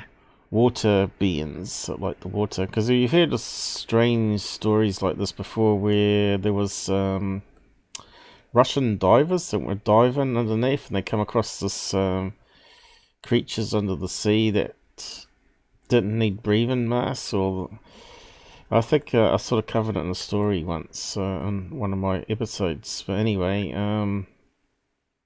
you see that there's actually a lot more to be found on that particular case. It's just I was a bit concerned about the length of the first two cases, but what we can do is when I find more information on that case, because I have come across, there's definitely more information than what was produced there as well. Believe it or not, the it's called the Flying Saucer Working Party. Now, that's a hell of a name, isn't it, for a UFO program? So with a name like that, it just had to be. It had to be British, didn't it? And it was. And it was formed by Henry Tizard. Now, Henry Tizard, on the demand of Winston Churchill, by the way, in 1950. Now, Tizard was the guy who invented radar, which turned the tide in the course of the war in many ways, especially the Battle of Britain, because Germans just couldn't work out how we knew they were coming. So Tizard formed this group, and apparently there was two separate reports. It ran for about 14 months, from what I've read about it. And it came to the conclusion that there was nothing to see, but that apparently was only the official verdict. Mm-hmm. The one that went to Churchill apparently said that this is a reality and we need to keep, we need to watch it really closely. And it was a threat, it was a concern. Yeah. And of course, we know the British have had programs since then. I mean, Project Condign first start now, but a lot of those pages from the Flying Saucer Working Party are still classified to this day. So obviously, there's something to hide there, isn't there? Yeah. I'm just trying to get this page Yeah, loaded, but it's so riddled with side banners and ads that it's going really, really slow. But this one's talking about the declassified Cold War aliens versus Russians stories. Let's see if I can get it to read out. Okay.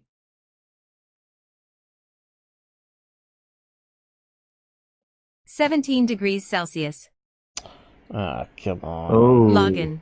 right, it's the Daily Express. Yeah, yeah, it's got to be a problem site, I think. Yeah, it usually is. It is a crazy. It's a terrible site because it's so loaded over with crap. John Austin.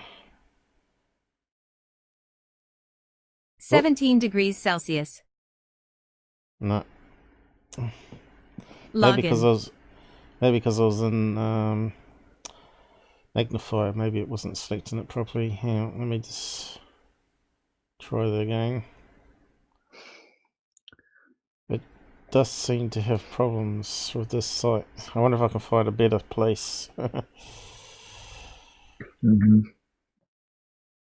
Let's try again. Here we go. I know I can do it another way. It might work. Let's try the book reader one that gets through all the pictures. That might solve it. Try that first. Here we go. Is it going to read it automatically? No, I might have to click the button. Real Cold War. Crazy claim of undersea battle between Russia and aliens emerges. A secret Cold War in the icy depths of the ocean has been taking place between aquatic aliens and the Russians, a new book has sensationally claimed. Getty. USO Cold War. Book claims Russians faced unidentified objects beneath freezing oceans. Files detailing the mysterious USOs, unidentified submersible objects, are kept tightly under lock and key at the Kremlin, according to UFO authors Paul Stonehill and Philip Mantle. The pair claim to have obtained leaked details of some of the encounters between Russian submarines and giant unexplained objects. They believe the Russian government has attempted to debunk any witness who went public to hide evidence of what was going on beneath the waves. In new book, Russia's USO Secrets, Unidentified Submersible Objects in Russian and International Waters, yes, the UFO experts suggest the encounters include meetings with underwater life forms and mysterious submersibles. A Russian guy. Yeah. It's a fairly basic book, and it's more, to be honest, it's more like Fable? a reference book, and it's a book that goes through maybe 50, 60 UFO events and sightings, but it doesn't go in depth on a single one of them, which, if you're a bit of a data hound like me or anybody else who's been into it for a long time, you end up having to look at the site and then look for, you end up typing it into Google or DuckDuckGo, which is what I do, trying to find further information on the event, so yeah, it's a good introduction to sightings in the Soviet Union and Russia, but if you're looking for detail, you won't find it in that book. Let's see how it goes. Submersibles and even airborne UFOs dumping mini-crafts into the sea. Getty. Most of the contact was with Russian submarines, claim the authors. UFO supposedly spotted flying over Enfield. The creatures are allegedly 3-meter-tall clothed humanoids, found at around 50 meters deep in icy cold Siberian seas. Mr. Stonehill and Mr. Mantle explain how a Russian commander of the military diver service, Major General V. Demyanenko, warned his crews about the creatures after a number of strange encounters in 1982. Soviet Navy divers allegedly attempted to capture one of the creatures, clad in a silvery suit and wearing sphere helmets. The dive team of 7 were then reportedly thrown to the surface by a mysterious force as they tried to grab the creature in a net. And Rear Admiral and Nuclear Submarine Commander Yuri Beketov claimed to have experienced USO activity in the Bermuda Triangle, with unidentified objects on their radar screens moving at 250 miles per hour below the surface. Mr. Mantle said, the Soviet Union's military fleet commanders guarded its secret of the USO subject, and those witnesses who tried to go public were swiftly ridiculed and their sightings were officially debunked. But despite their best efforts, USO reports were made public, and no matter what the Soviet officials tried to do, the USOs will not simply go away. Our knowledge of the depths of the seas and oceans and large lakes is very limited. It is said that we know more about the surface of the moon than the depths of the oceans. True. Yep. That's at the end of it. So there wasn't much on that page then. No. All those ads removed. Crazy sight. Exactly. Yeah, there's not much reading left, is there? No.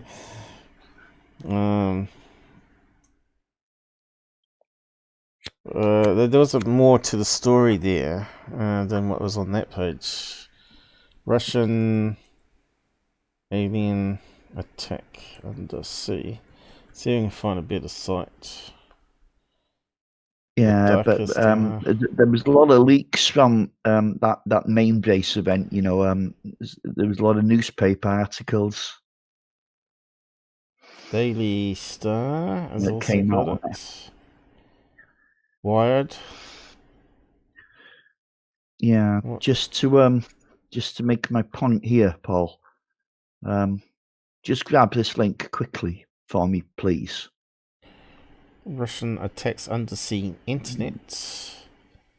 Alien invasion, end of the world. Yeah, I've left a link for you there on YouTube. Real aliens, space beings, and creatures from outer world. Oh, I don't like the sound of that. Yeah, I think I found a better story of that one, which I told in an episode. I thought I could find it again. But yeah, it's quite a strange story from Russia, that one. There's a lot of strange stories from that part of the world. So what do you want me to read on this one? Well, I was going to ask you to look at the newspaper articles if you scroll down a bit, so you can see that a lot leaked out. There's one article after another, and this is only a selection of them.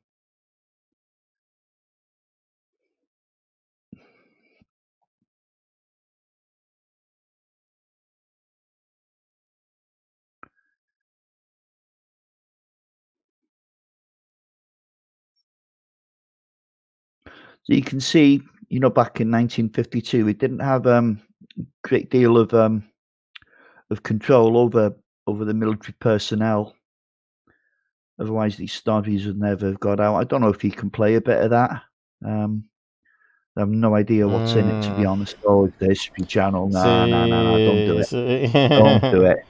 It's the evil people. Yeah, they'll have you. Yeah, they won't. They don't deal with fair use.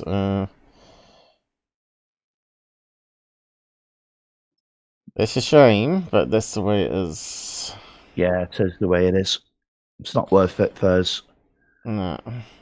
Unless we get another streaming channel that doesn't have robots that check every move. Big brother robots. Waiting for BitChute to come out with their streaming service to see how that would go. Maybe we'll eventually move away from YouTube completely because they're peeing us off with all this control checks. Yeah. Yeah, well, I mean, if you're you only apparently Joe. Yeah, apparently if you're a big channel though, and like MSN get special rights where they get a little tick on their thing which excludes them from being limited for ads, and the robot doesn't check them endlessly for copyright infringement and all that sort of stuff. But yes, there's no more stuff on that page apart from a lot of chit chat. Yeah.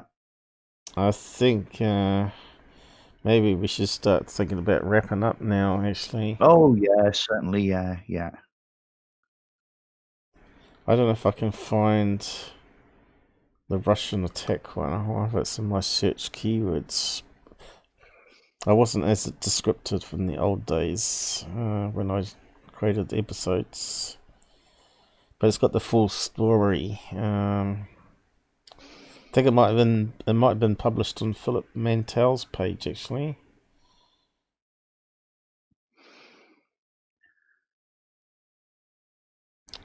Russian, let's see what comes up. Probably a lot of links.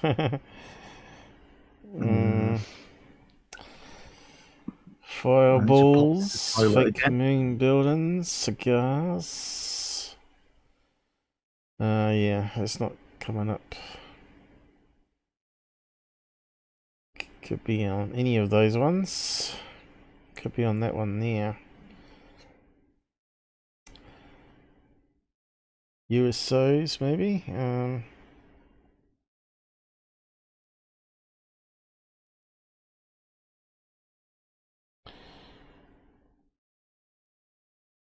But we'll probably end up wrapping up in a minute. Yeah, I'm not sure what the episode is, unfortunately. It's amazing how much stuff we do cover. That's quite a nifty one. USOs, it might be in this one actually. Let's just have a look. Undersea bases. What have I got? Two. I think one had a copyright claim on it. So I can't play that one. So which one was it? The music they didn't release, even though they said it was fair use.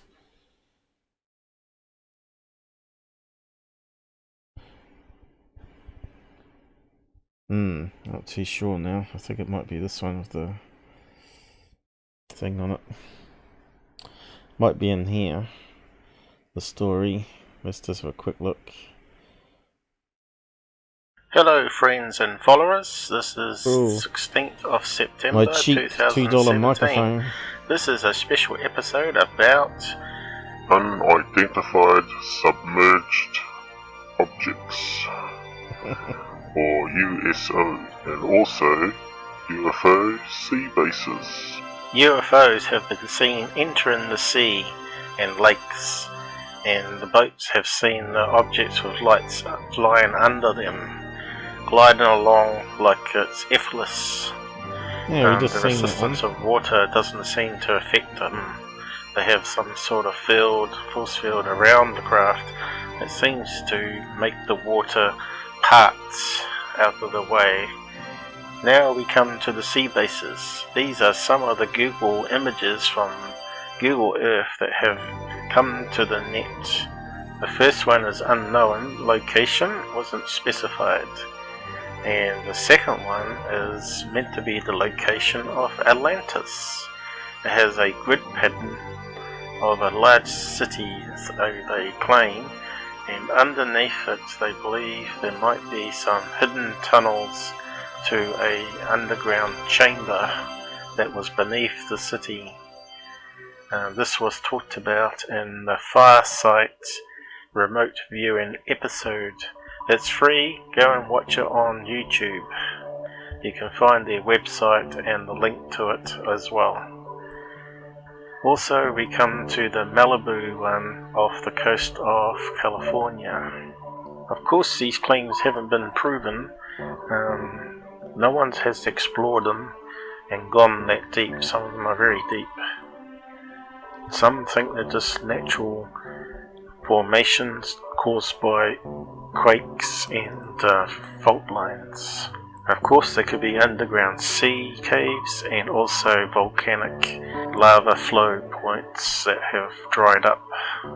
Here we have a story about a Antarctica UFO base where a dozen scientists disappeared for 2 weeks, and when they come back they seem to be shocked and wouldn't talk about where they've been and what they've been up to. Very strange story. Another one from Linda Moulton Hull. Yeah, there you go. And here's an article about a new book that talks about Soviet-Russian naval encounters under the sea. I don't read it out and they talk about meeting these creatures in these weird thin scuba suits. The creatures were almost 3 meters tall, very big creatures. Now I've talked about these stories before of the green people and also the blue people. Go and have a watch if you've not seen the blue people episode I've already done about people that lived in the sea. The Soviets tried to capture some of these creatures, but they got away. They had these silver suits and didn't have any breathing face masks on. A wee bit loud there. They were breathing the water like it was air. They had some sort of energy weapon that threw the men under the water away from the creatures, and they got away. And we also have a story here about a beehive UFO, shaped like a beehive. Very big, seen also by the Soviets. So that's the end of the little introduction on USOs and sea bases. Now I've got this amazing little emanation of being under the sea, relaxing music and UFOs and UFO bases throughout the emanation. I hope you enjoy it and relax. And also, there's a little emanation at the end virtual of fish, the cow fish being with abducted, aliens. which you've seen on previous episodes as I wrap up the episode. Thanks again for watching, and I hope to see you again in the next episode. Yeah, I didn't read out the... And hit the like button if you like this little episode. It was only a short little special with some emanations, but hopefully everybody enjoyed it and didn't hear these stories before. Do share it on your social medias and help the channel grow.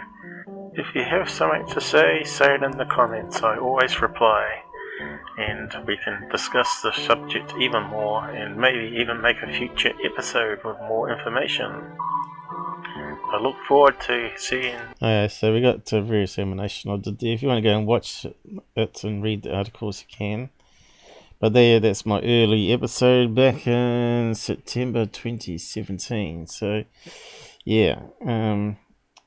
So I did actually do 10-minute videos there. People keep saying do short videos, but I did them for a time and still no one come along to have a watch of them.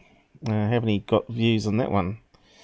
Let's see, we've only got 5 likes on that one and 70 views in that time. Google doesn't seem to send traffic there. You think USOs and UFOs undersea bases, people would at least check it out. But anyway. Yeah.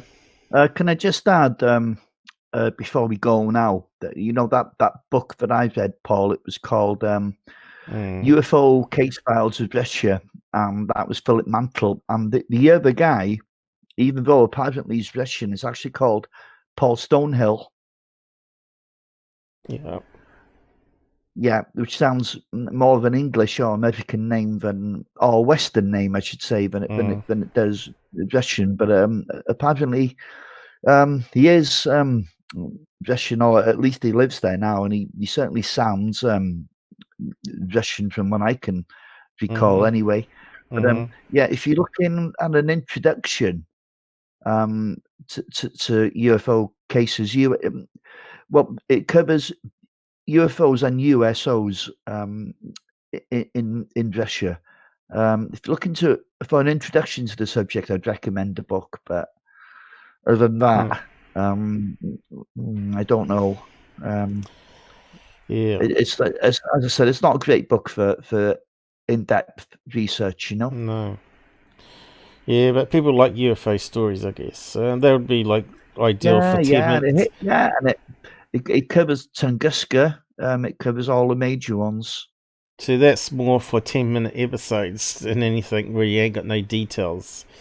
But to make those videos up takes a long time. Those early videos I did there, even though it looks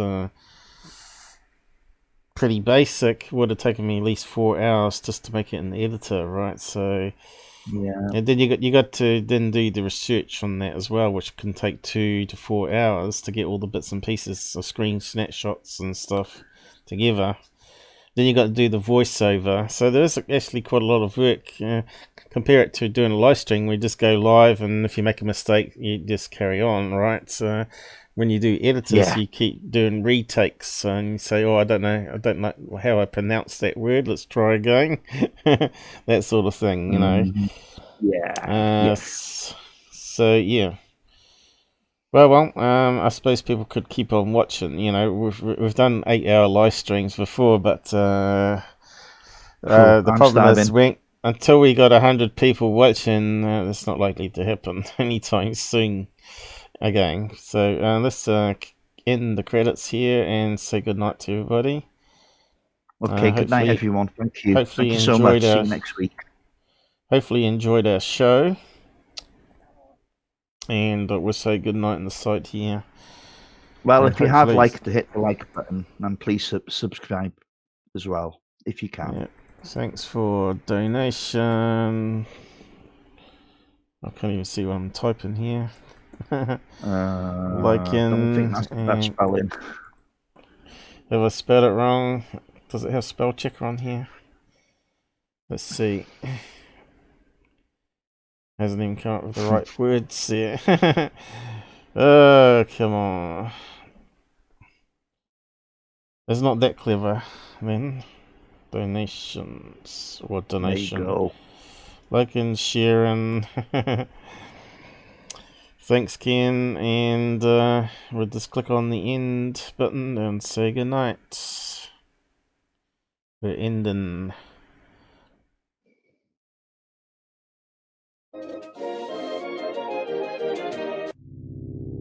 There we go.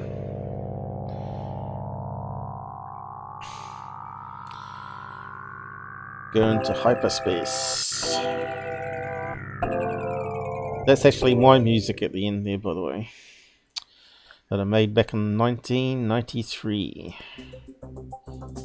And this is from Music Archive now, the music. And the Matrix is from a 40-plus-year-old cartoon that TV NZ used to do, and I converted it into the Matrix. Mostly to get around copyright claims. Yeah, they still claim it and sell the cartoon, apparently. The cartoon looks better without the Matrix, actually. But anyway, still looks pretty cool.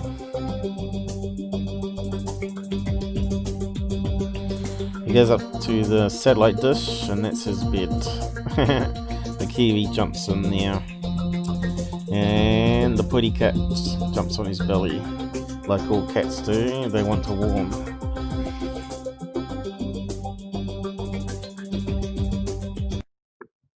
Good night from the Matrix.